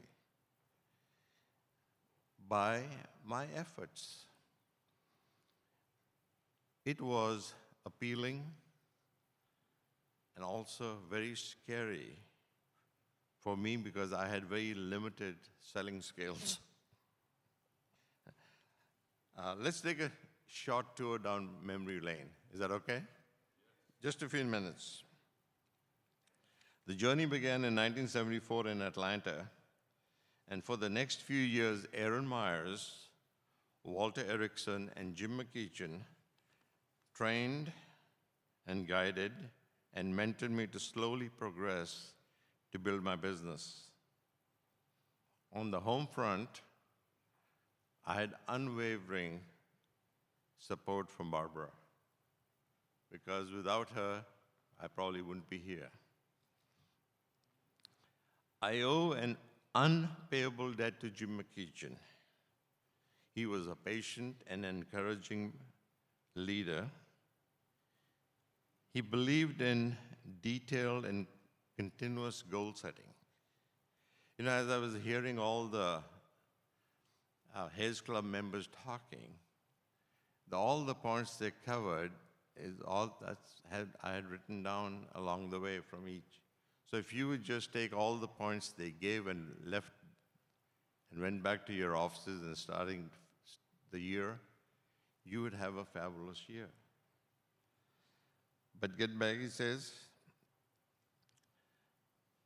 Jim McEachin always believed in goal setting. He also said, invest in yourself and the company, build your savings, and live behind your means. Very simple words, but worthwhile. Now, I believe I was his biggest failure for goal setting because Jim believed in keeping a wonderful, detailed goal notebook. He'd go through that every morning. But I'm kind of lazy. So what I did was I looked at all the goals I wanted in my life, what I wanted at that time, and think about how to build a life for my family, for their future, for their education, the homes, the houses, what you wanted to do. I boiled it all down. To keep it simple, I boiled it down as if I showed cloth 6 times a day, everything I wanted would come to fruition. So that's what I focused on. Now, of course, it goes with a few fine-tuning. You have to show cloth to 6 people who could afford it. Okay? So that was the, okay, let's do this. Let's find people who can afford it. So let me read it here. Give excellent service so they would become clients. And then so as not to overcall them or sell them or show cloth to there, show cloth to new people every day. That means get a new client. Show and let them buy their total wardrobes. And then constantly raise the level of luxury by expanding their thinking. Make yourself invaluable to them. The more they can count on you, the more they can trust you, the easier it becomes. Become a master of your craft. Constantly invest in yourself to become the best you can be at the career that you're following.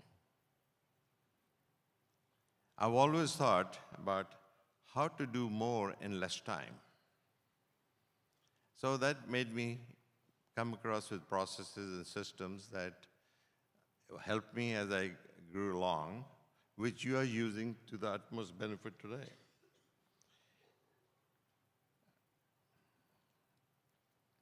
By mid-1987, 13 years after joining the company, I hit Millionaires Club. Today, I would not be even in the top 50 with that level. So congratulations for doing a fabulous job. Now, to salve my ego, I did say, okay, what if it was at 4% inflation? What would that 2,500 be today? You know, it's not done, but made me feel better. It would be 10,250 units.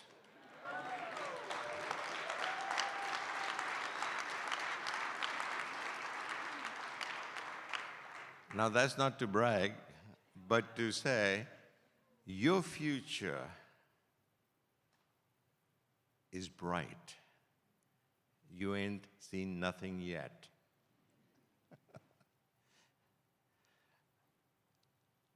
The sales levels are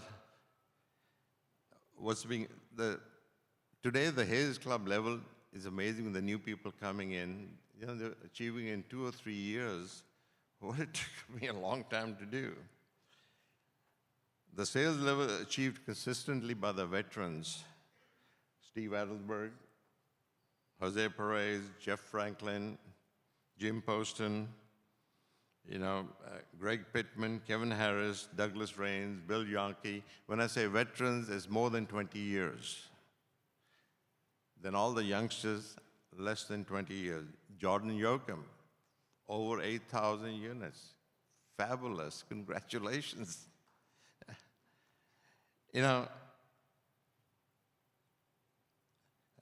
with Amanda, Dom, Sterling, Alex Homer, Cheyenne Peacock. It's amazing what you're accomplishing. You know, ours is a simple business. You know, there are a lot of youngsters, a lot of you are sitting first timers or second timers, the second year or third year, you're sitting there and say, how do you, and you're not at the level you want to be or the income you want. But ours is a very simple business. If you choose to, and you added a new client today, and you did that for 5 years, every day, you would be in the top 5 or 10 of the company, whatever year it is. So it's a very simple business. Stick with it. I did the best I did with what I knew. We started with the rotary dial, pre-fax days, wall phones, It worked. We just worked, saw people, took care of them, made them clients, and followed through. I just happened to be at the right place at the right time. So I got lucky. Today, Jim's vision of an unlimited income potential in sales, leadership, stock ownership, 401k, and the company's contribution of the profit sharing is truer than ever before. I was at a longtime client's home the other day, and his family home was built in 1921, and they've lived in it for the last, I think, 30 years. But they have constantly updated it. Outside might look the same, but inside it has every modern convenience and every electronic gadget available. Everything is automatic. Alexa does everything. So I think our company is the same way. Our company has been changing with the times. With all the new products available, the loungewear, the tech shirts, the jackets, the ladies' patterns and styles and cloth, the new cloths being prepared. It is just unbelievable how your company has kept up with the times to make your future brighter than is and bright and available.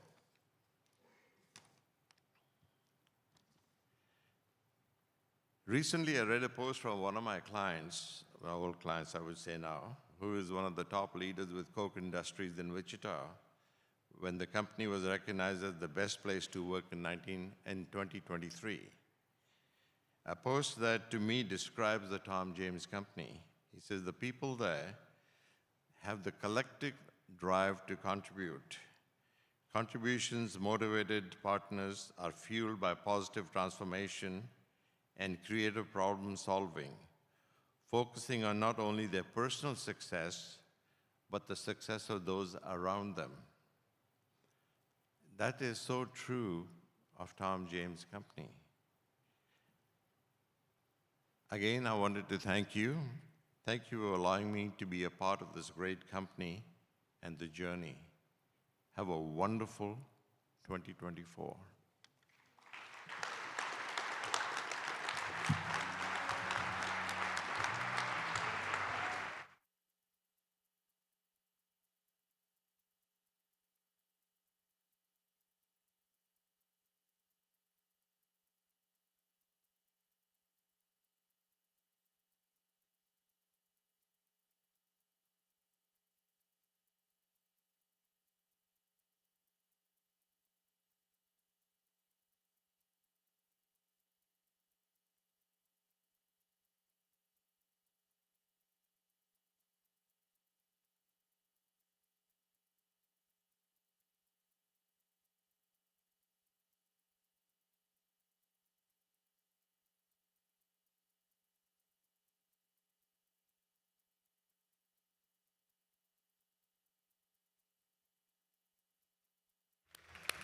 John.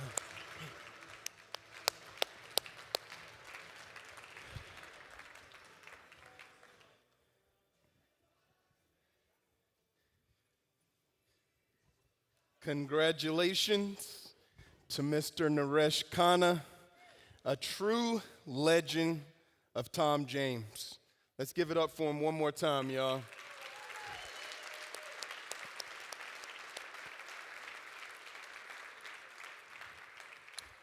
Guys, right where you are, right in the position that you are right now, stand up and begin to shake out those limbs a little bit and do some awkward aerobics and stuff like that. Don't push back too far and knock drinks over the table behind you, though. Just kind of stretch it out a little bit, get a little loose and limber. The final portion of our breakout session. You can be seated now. Thank you. Another drawing? Of course, another drawing. Yes, no. But the final portion of our general session will be on mindset, y'all.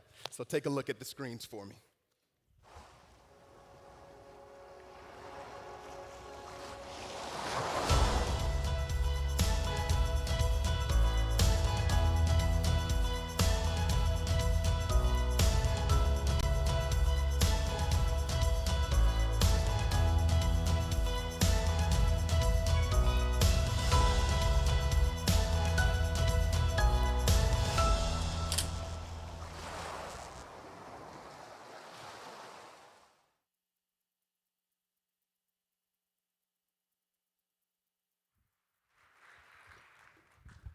Hi, Tom James. How are y'all? I just want to say we come to these meetings for a couple of reasons. One reason is to recognize all the accomplishments, like Hayes members, anniversaries, retirements. And I think the second reason is for us to have fellowship and learn from each other and gain knowledge. So I don't want to detract from anything today. We are over time, but we're going to cut into a little bit of our breakout time, which I think is completely fine because each of these Hayes members in the retirements deserve the time that they got. Okay, so now let's focus on our time for knowledge. Okay. So I've had the opportunity to share with you guys my Tom James journey. And when I was asked to do this, my initial thoughts were, why me? There's so many other amazing people that could give this talk. Oh, my clicker. Oh, it's there. Good. There's so many more amazing people that could give this talk. And there's definitely people way more entertaining and funny than me. So thank goodness after this, I'm going to have a testimonial from Jack and Dash, who are really great with levity. But that fleeting thought of inadequacy, it lasted about 30 seconds. And I quickly had to shift my thinking from why me? How am I the right person? To instead, how could I give that talk? How could I be the right person? So our first takeaway from this session is going to be, when you start thinking, can I? We got to start thinking, how can I? Todd teaches us on our first day at sales school that the Tom James opportunity is broken up into 4 pillars. We have our sales, our leadership, our net worth building, and our personal development. Today, I'm going to walk you through my career and explain how each pivotal moment in my career has contributed to one of these 4 pillars. And through this talk, I'd like you to consider your own experiences here, and I'd encourage you to reflect on your own past, whether you've been here for 1 month, 2 years, 5 decades, Naresh, wow. But we've all faced unique challenges, and overcoming these challenges often becomes significant pivot points in our lives. So these obstacles give us valuable lessons that shape our future. So today, I'll reflect on the peaks and the valleys of my journey, hoping to inspire you to face your future hurdles with more enthusiasm, knowing that there's something greater on the other side. Over the last 3 years, I've had the pleasure of being part of the Steve Adams Leadership Development Group. That group is made up of Steve, Melissa, Robin Hoare, John Cardos, Ariana, and Dash. And we've been meeting in person for a day every month this year, just to cross-pollinate and develop each other. Funny story real quick. Because we are the Adams leadership team, we named our text thread the Adams Family. And we kept getting, y'all remember that old show, right? We kept getting these random text messages on the thread from Steve Adams. And eventually, a month later, he was like, guys, we got to change the thread. I have my own Adams Family thread with my siblings on it. So I don't remember which one of us came up with it. It wasn't me, but apparently we are the Uncle Fester group. So this is who we are now. So when you hear Uncle Fester, this is who we're referring to. All kidding aside, this group has developed me. We've shared our ups and our downs, sought advice from each other in both home and work challenges. We know some of the deepest obstacles that we've each been through in our lives, and this group has been so dear to me. I'm truly grateful for their influence. Of all of us in the Uncle Fester family, no one is better at reflecting than Dash Yost. Oops, I went one too many, there we go. Dash sends our group, and many of you in the room, an email every Sunday night with his goal, how close he is to his goal, what he did last week, and what adjustments he's going to make this week to get closer to his objective. Because of Dash's example, I now spend way more time in reflection this year than I ever have. We don't learn from experience, we learn from reflecting on experience.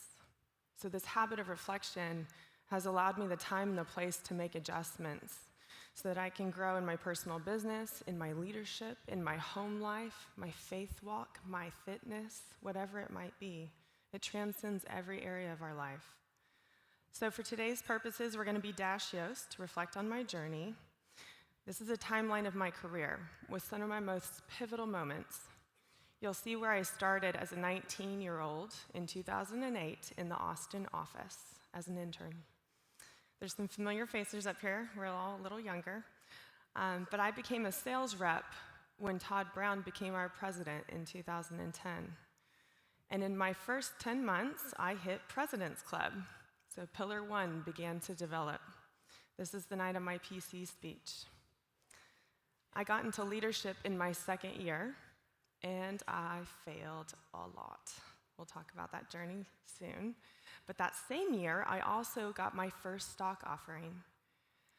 Parents in the room, you know how when you have kids, it changes your life forever. It'll change your filter in every decision you make. The exact same thing is true for ownership. When you become an owner at the company, every business decision is now weighed through the lens of ownership and growing the company you own. Back when I was an intern, I worked in Lubbock under Jeff Franklin. And we went to a fitting one time, and a client was about to throw away a garment bag. And Jeff said, no, don't throw that away, I'll recycle it. And we got back in the car, and Jeff said, Micah, do you know why I recycle? I said, it's good for the world, it's the environment. He said, yeah, but it's also because I'm an owner. And that bag might only cost 50 cents to make, but I'm gonna recycle it and save my company money and help tons of lives and their stock price increase. So Jeff, thank you for that lesson. And it helps us build our third pillar when we become owners. It's not just for the dollars that it builds, but I'm grateful that we're owners because of the principles that it teaches us. Next on my timeline, I married my husband, Chris. We met country dancing one night in a dance hall my first year at Tom James and got married 1 year later, a week before my President's Club trip. Chris got to go with me to the Dominican, and we used to have this policy in Tom James that only a blood relative or a spouse could go on an award trip. So thank you, Tom James, for encouraging my then boyfriend to propose to me a lot quicker than I anticipated. We had our first daughter, Cadence, about a year later after we got married. Cadence is now 10. She's a top swimmer on her swim team. She loves dinosaurs, bugs, and helping me cook. But bringing her into this world fulfilled something in me I didn't even know I was missing. She gives me a purpose that's bigger than myself. And she gave me the gift of something I've dreamed of my entire life, motherhood. I wanted to be a mom, and she gave me that. I came back from leave working 2 days a week, and y'all, I was so nervous. I was so not confident. I knew I had had a strong start to my career. I'd hit PC in 10 months, like I could do this, but it's like I'd forgotten how to do it. I was so scared of getting out in the field, I actually called Chris one day at work, and I called him crying. I told him I was going to quit sales and become the OP in the Austin office because I didn't want to lose my stock. But y'all, these slumps are universal. They're human, okay? Even the top 25 have them. They have 0 days. They have rejection. They start to doubt themselves. I think about Andy Wewell's race that he just told us about. And it's our recovery time that gets us through those slumps. How fast do you get through it? The top 25 bounce back in an instant from negative thoughts. That's why they're the top 25. But for me, back in 2014, I dwelled in those negative thoughts for weeks, and it was agonizing. So what pulled me out of it? Number one, my leader, Stephanie Miller. She kept putting the picture of how she saw me in front of me. She kept showing me that picture of that hardworking mom that I wanted to be. She practiced Pygmalion that Todd reminds us of constantly. We cannot achieve anything greater than the picture we hold of ourselves. And at that point, my picture of myself was so low, and I had so much uncertainty in where I was headed. I was the first mom in the Austin office, and no one had ever worked a reduced schedule before. But Stephanie showed me that there were women in our company who were working all kinds of schedules and doing it really well, like Michelle Kageman, Ingrid Geisman, and Kim Scribner. And they paved the way, proving that parents can do this and be successful. And it helped me get back into loving sales and serving clients and adding to my pillar one again. The second thing that got me out of it, of this negative thinking, was I kept on hiring and joining training teams. When I put my focus on helping others, my problems got smaller and I developed and I grew. Pillar 4. You will get everything you want in life if you help enough other people get what they want. We can't just use this quote because it makes us feel warm and fuzzy. We have to live out this quote in order to be personally developed and get better. But the principle itself takes abundance. And when I reflect back on all the rookies that I had hired and failed, it's pretty remarkable how much I was violating this principle because it was all about me. It was all about positional leadership. And it actually took me 6 hires before I truly started practicing abundance. And I finally led a partner to President's Club. And that first partner was Lindsay Rothery. And with the help of Lindsay and Steph and Talia, Kevin Miller, and the rest of the Austin office, we went on to develop Haley Creasy and others who hit President's Club in their first year. And that was the first time I truly developed my pillar 2 of leadership. Next on this timeline, you'll see I had my second daughter, McKenna Lane. She's now 8. She is the fearless, competitive athlete in our family. She works really hard. And when I came back from leave this time, it was a whole new ball game. I was ready, and I wanted more. I was working a reduced schedule, only 3 days a week, when Steve Adams walked in my office, and he had just gotten off a call with Mike Cotton. He said, "Micah, what's your nonconformance?" I said, "It's 2.4%. He said, "Perfect. Can you help me with a few partners in our division who need help with customer service?" And that's when I started traveling to other Tom James offices in the Adams division to help them lower their nonconformance and improve customer service. And this was such a rewarding time in my career. I was developing my leadership, my pillar 2 again, but it was not in the traditional sense. Yes, I still had a team in Austin that I was responsible to, but I was also helping others in a leadership capacity. It makes me think about all the leadership opportunities at Tom James that we have to build Pillar 2. We can follow the traditional career path and develop a team, an organization, and then a division with no politics and no favoritism, because we rise the ranks on our career path based on how many people we hire and how much we sell together. I love that. But we can also choose to develop our leadership pillar through recruiting. Look at Ryden Bell or Amy Sachs. Look at their career paths. They're both tremendous leaders in our company, but not because of their team size or their leadership level, but because of their influence in our recruiting efforts. Look at all the coaches who lead us. We have leadership opportunities in our local offices to shadow train and develop new partners, even if you choose not to be a direct leader yourself. You still make an impact here. Locally in our office, we also have leadership roles with leading morning meetings and wrap-ups. You could be the DJ at the morning meeting and help people with their pump-up music. There's so many roles locally that we have in leadership. We also have our small groups, our veterans, top 25, primary caregivers, and KIs. You make an impact in leadership in those groups. So pillar 2 of developing my leadership really took off in 2016. I worked on customer service projects with so many offices like New York, San Francisco, Southern California, and Dallas, just to name a few.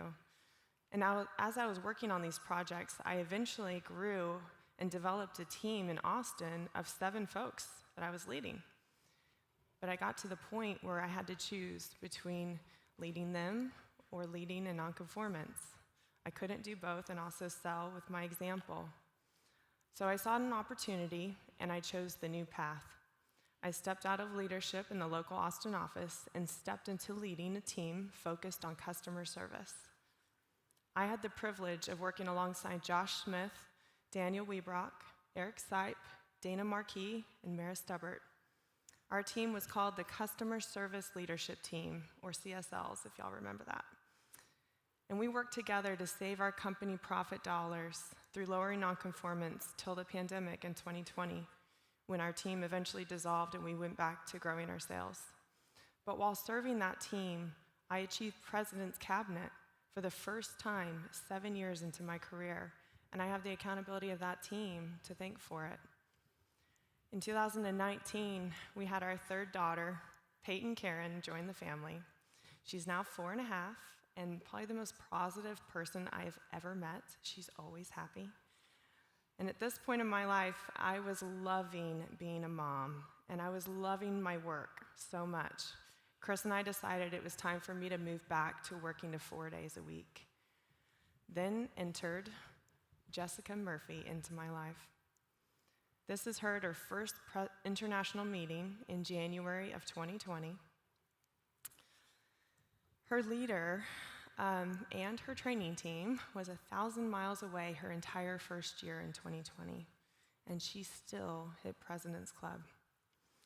Also, yeah, give that a hand, y'all. Well done, Jess.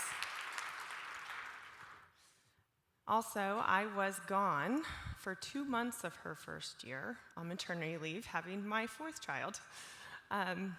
Piper Lynn is now 4. No, she's 3, I'm so sorry. She's 3, and she's the boss of the house and still my sweet baby. But I'm really grateful that while I was gone for those 2 months, Jess was very well taken care of. Kim Scribner and Talia McPhee stepped in to lead her while I was away. Jessica went on to hire at the end of her first year, and we found out that leadership is where Jessica thrives. And the reason why is because she remembers to have fun in our job.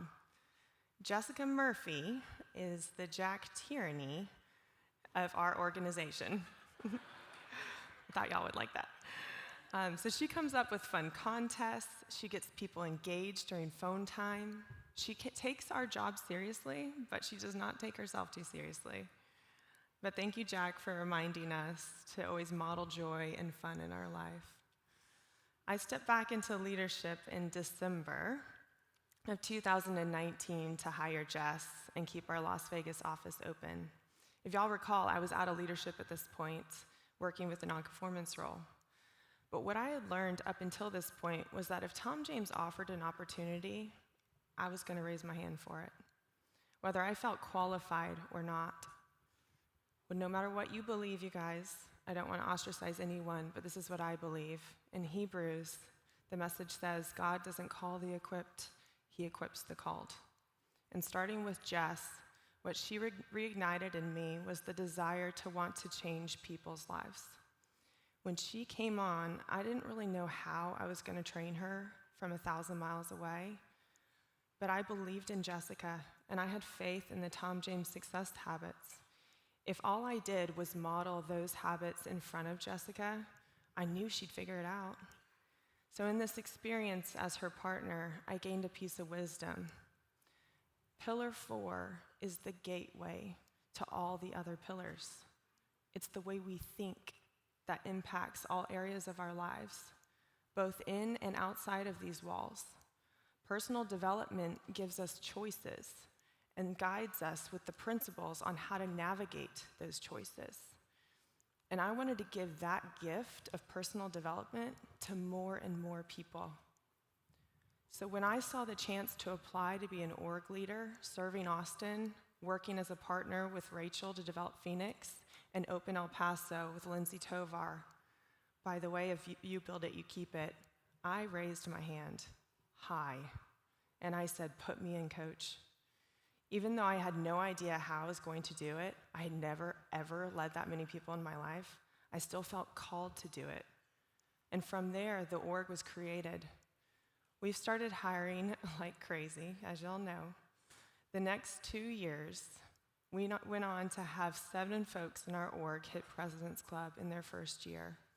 We've had 6 new cabinet members, 3 chairman's members, 1 new Hayes member, and 2 partners in the top 35 in our company who weren't there 3 years ago.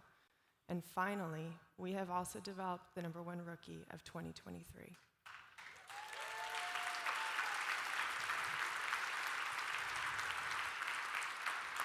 Thank you. Y'all know the feeling when everyone is rowing together towards a goal? It's invigorating. And that's how those 2 years have felt. Those offices I've served, those leaders who are running the race with me, like Jess, Rachel, Lindsay Tovar, Zach, Andy, their engagement and loyalty to the cause is what made it feel so effortless to hit Chairman's Club. I'm not saying it was easy, but I loved the journey. And y'all get to hear more about my chairman's race tonight. But it's the people I served that caused me to want to be more for them. That's what leadership should feel like. I humbly share these successes and milestones not to brag. It's not about me. It's about embracing the pillars and the opportunity we all committed to when we joined this great company. I bet when you joined Tom James, your hand was all the way up saying, pick me. But ask yourself, is it now? Is your hand fully raised? When we say, put me in, coach, are we committed? And are we supporting our fellow partners in committing to the same? Assess your career path. Is there one pillar stronger than the others? And identify the weakest one to focus on this year. Embrace the lessons, smile upon your accomplishments, learn from your failures, to make the needed adjustments and set the course for your season. The more you reflect, or the more reflective you are, the more effective you are. Thank you, guys.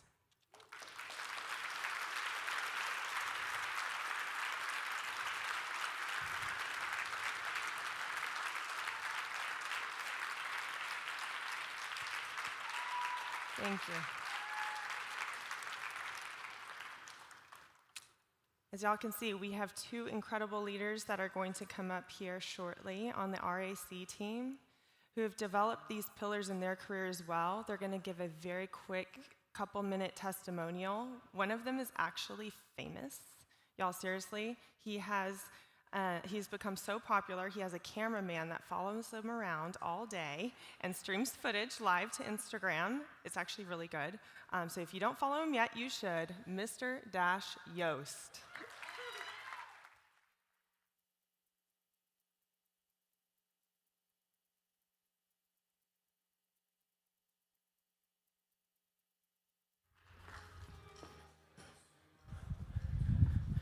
Just real quick. It's like every time. Fuck. Sorry. It just hits me. Sorry. You knew it. Micah, I will follow you. There couldn't be a better person that reaches a broader audience. So have a round for Micah.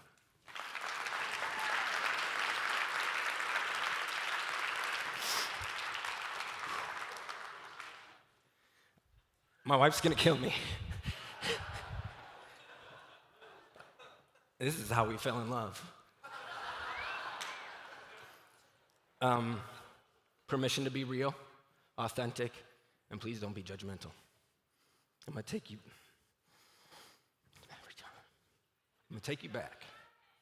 I was 22 in this picture. It's when I started Tom James. It looks like I'm having a blast. I wasn't. This is what was behind the curtains. I was raised in poverty. More than money, it was the mindset. Alcoholic father, and many of you know what that brings. I was depressed. This one, I'm not gonna go into. I was irresponsible. I was blacked out every weekend, probably till I was 25 years old.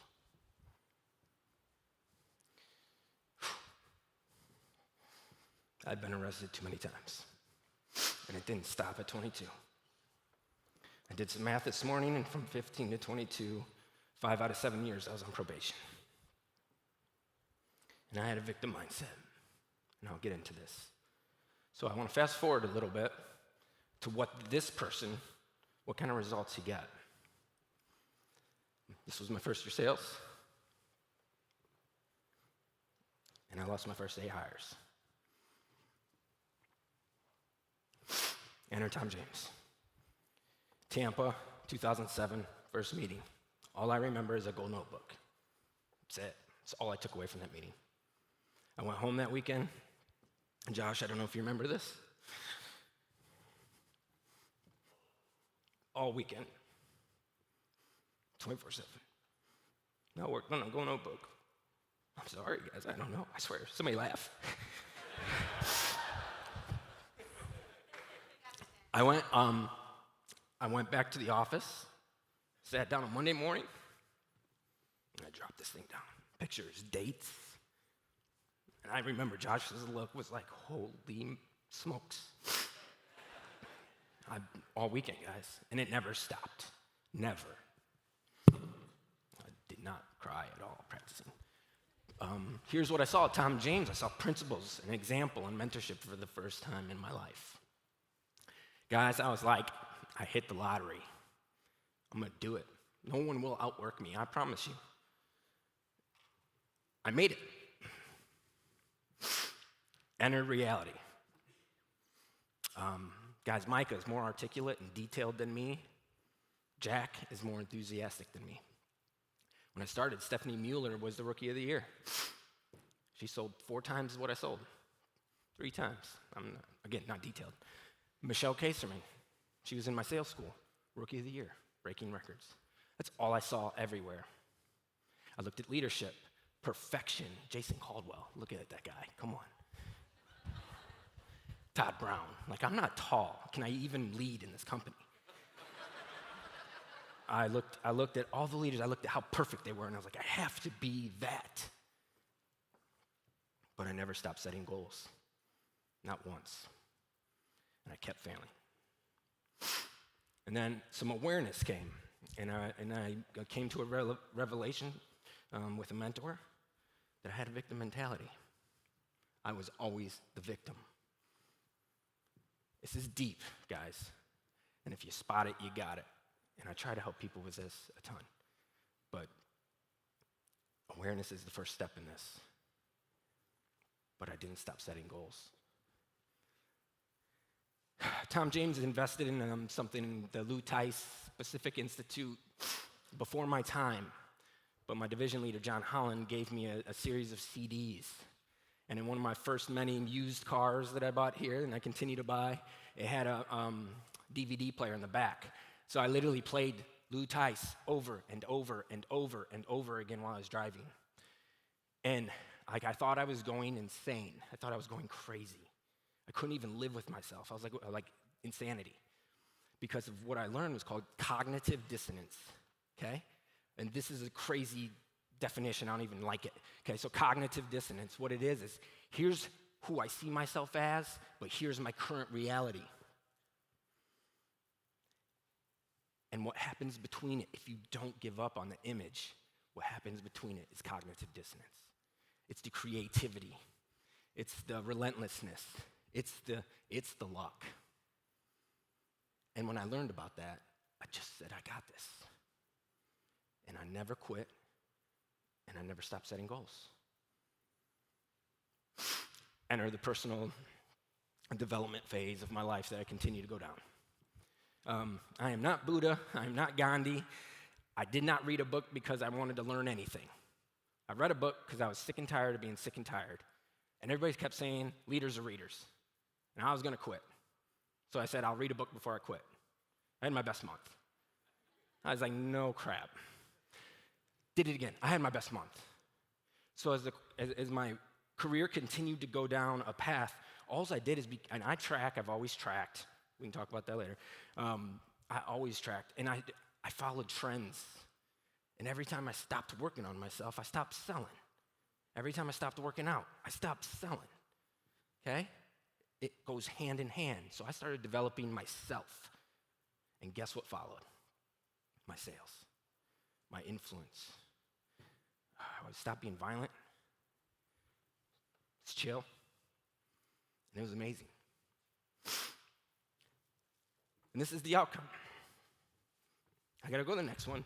I love them. And then I get to grow with all these people. I love them too. Favorite picture, top right. That's 2017. Really cool group of people. Tori Allen, Grace, Abby, Josh. That was not our first leadership meeting, because I know the first couple were in a brewery, but I think that was our really first effective leadership meeting. And we said we're growing something. And I am so proud of these people. But more than this, I need you guys to be crystal clear on this. This morning, from Sean, Andy, Blake, Brett, every single person to one of the biggest mentors in my career, Naresh Khanna. That's what this is about. You didn't meet them when they started. You wouldn't have thought some of us were here. The journey and the growth is what it's about. And so I just want to leave you guys with this. Don't take yourself serious. Naresh is the most beautiful example of that. But take what you do serious. Set goals. That's the foundation of it all. That's where the cognitive dissonance comes from. Be uncomfortable with the cognitive dissonance. Be uncomfortable with being uncomfortable. Stop comparing. I'm done. Ashley, I loved what your dad said. He plays against himself and the course. Be better today than you were yesterday. Work on yourself daily. I'm going to bring to the stage one of my best buds here, Tom James, Jack Chin.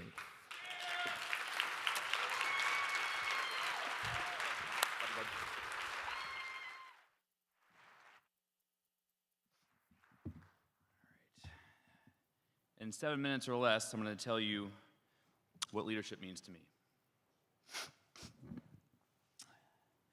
It was January 9th, 2009. I arrived in the DC office to begin my career at Tom James. I arrived ambitious, determined, and hungry for success, but also anxious, nervous, and uncertain what the future would hold. The picture on the left was taken by Brian Green, and likely after a morning meeting. You can see that this was before the iPad, so I was taking good notes. And the picture on the right was at sales school in Chambersburg, Pennsylvania. Evidently, that orange tie combo was quite popular. I had no idea what the future would hold, but what I did know was that there were some special people in my life who I wanted to deeply honor. The top picture is my brother and my dad. My dad was a college dropout, struggled to make ends meet until he ultimately landed a career in sales and provided a wonderful life for my brother and I. I've always admired him for his career and how he provided for our family. My mom, who's on the bottom left, is somebody who many of you know because she's attended many Tom James meetings. I've always wanted to make her and my dad proud and make them feel like they're wonderful parents, especially after raising two rowdy boys. And in the bottom right's my grandpa, my dad's dad. His name is also Jack Tierney. I would encourage you to Google him after this. He was a World War II vet, the Canadian yo-yo champion, and had a wonderful zest for life and raised 9 children. That picture is actually of him at my wedding playing in the Tierney Family Band, and he's the reason why I play the piano. As I grew more familiar with Tom James and our opportunity, I was exposed to some wonderful mentors. What I loved about all of my leaders was that nobody knew the old Jack. They saw me for who and what I could become. They genuinely and sincerely wanted me to succeed. They helped me figure out what was important to me, what I wanted, and would hold me accountable and challenge me to achieve my goals. I had no idea how any sort of leadership compensation worked, but you know what? It didn't matter. I just wanted to be more like them. As I grew under their influence, I discovered that I could repay them in 2 ways. One, I could just go out and take what they are teaching me and go apply it. Go out and execute. Go out and do what they're asking me to do and get the results. And the second way that I could repay them is to take what they are giving me, hire somebody else, and make them feel the same way that they were making me feel, like a winner. We can take advantage of our opportunity in any way we choose, but the logical part of my brain was telling me that it would make most sense to lead big and sell big. I wanted to have a big business and a big organization, fully maximizing our pay plan, growing in the leadership career path, and earning as much stock as I possibly could. But that's how that went. It took me 8 months to sell 100 units for the first time, and my UPT for my first year was 2.67. Before you get your calculators out, that's $1,114. That's what each person bought from me, on average. So what was missing? Principles. I began to learn about principles, and up until this point, the only principle that I knew was the one in school, and I spent way too much time in his office, and he didn't really like me. But I began to learn how our company was founded on success principles, and that the leaders who were most successful in our company were allowing principles to guide them. Principles like, on this journey, no one goes alone. What you put into the lives of others comes back into your own. Principles like, if I can just help enough people get what they want, I'll get what I want. I learned how these leaders, they see their lives as adventures and as a privilege, and they choose to practice real and authentic gratitude on a daily basis. If this is your first time hearing about principles, they're natural laws or timeless truths, like the law of gravity. And as I studied these principles and I looked at the leaders in our company, they were hands down the more polished, more positive, and more successful than anybody else I knew. So it occurred to me that maybe I should begin applying these too. I was also exposed to the leadership success habits. And the 2 that have always resonated with me the most are habit number 1 is to set a great example in everything that you do. I began looking at my life in areas where I could improve my example. I went to work on my character, being more disciplined, more mature, a better listener, more respectful, more kind, and a person of greater integrity. And the other habit was number 5, to make people feel like winners, that they're appreciated, that they can also achieve their desires in life. And when I began applying these principles and working on these habits, things started to change. Just after my first year, I sold over 100 units 6 times, and in 2011, I never looked back. Do you know what happened next? My income grew. I achieved one of our corporate goals. Income growth is not there without character growth. And I'll say that again. Income growth is not there without character growth. I used to be, and still am, a little self-conscious about sharing this because I believe the message can be misconstrued. But this is a corporate goal of Tom James, for everyone to earn 6 figures in selling commissions and everyone to earn 6 figures in leadership commissions and grow both of those from there. And all I want to be is an example to you about what it is that when you apply what you learn, this is the kind of results that can happen to you. But aside from the income and what the money does and what it can mean, I was not fully prepared for what would come next. I struggled to find the words that articulate the feeling I get inside when I reflect on these moments and the many others in the past and the ones to come in the future. Nothing could prepare me for how fulfilling it would be to watch a young or newer partner enter our business, overcome challenge, not give up, fail, get right back up, and eventually walk across this stage and receive an award. This picture, more rewarding than any paycheck I could ever earn. And I can't wait to celebrate Katie Noriega and Jillian Dellon this evening. And in addition, wasn't it nice to hear from Nicole Adam, who gave her Hayes speech? I'll share this picture one more time of this young, anxious, and uncertain version of Jack, because what this guy wouldn't or couldn't possibly have known is who I would become in the process, and who I'm still becoming today. A principled dad to Ava, Audrey, and Owen, otherwise known as Owie Joe, and a respectful, kind, and loving husband to Christina. Every night, before we go to bed, we say a few words to our kids and we ask them 2 questions. What's one thing you're grateful for about today? And what's one thing that you're looking forward to tomorrow? I don't know if Pepsi teaches that or 3M, but I do know that Tom James does. And what I'm reminded of is that I'm just a person who's taking what Tom James is giving me, the principles that we are founded on, and I want to pass it on to as many people as I possibly can.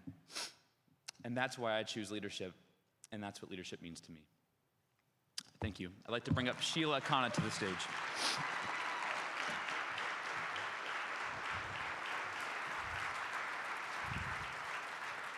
Y'all, let's give Micah, Dash, and Jack one more round of applause. That was fantastic. Thank you, guys. I have permission from Joy for this. I know we are over a little bit on time, but before we do announcements, one quick thing I wanted to say. Today is bittersweet to say congratulations to my dad in his retirement. It's hard to say that this is the last meeting I get to be side by side with him in attendance, and hopefully it'll just be for fun times in the future. But I just, on behalf of my family, want to say thank you, Dad, for what you've given us, the opportunity you've given everybody here, and what you set us up for. And in my own career, I thank you for paving that yellow brick road so that we could be here. I love you.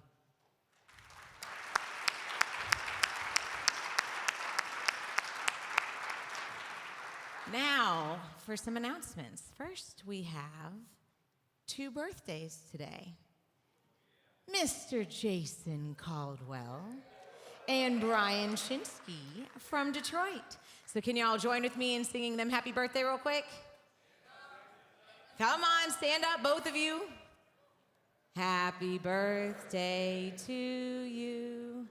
Happy birthday to you. Happy birthday, dear Brian and Jason. Happy birthday to you.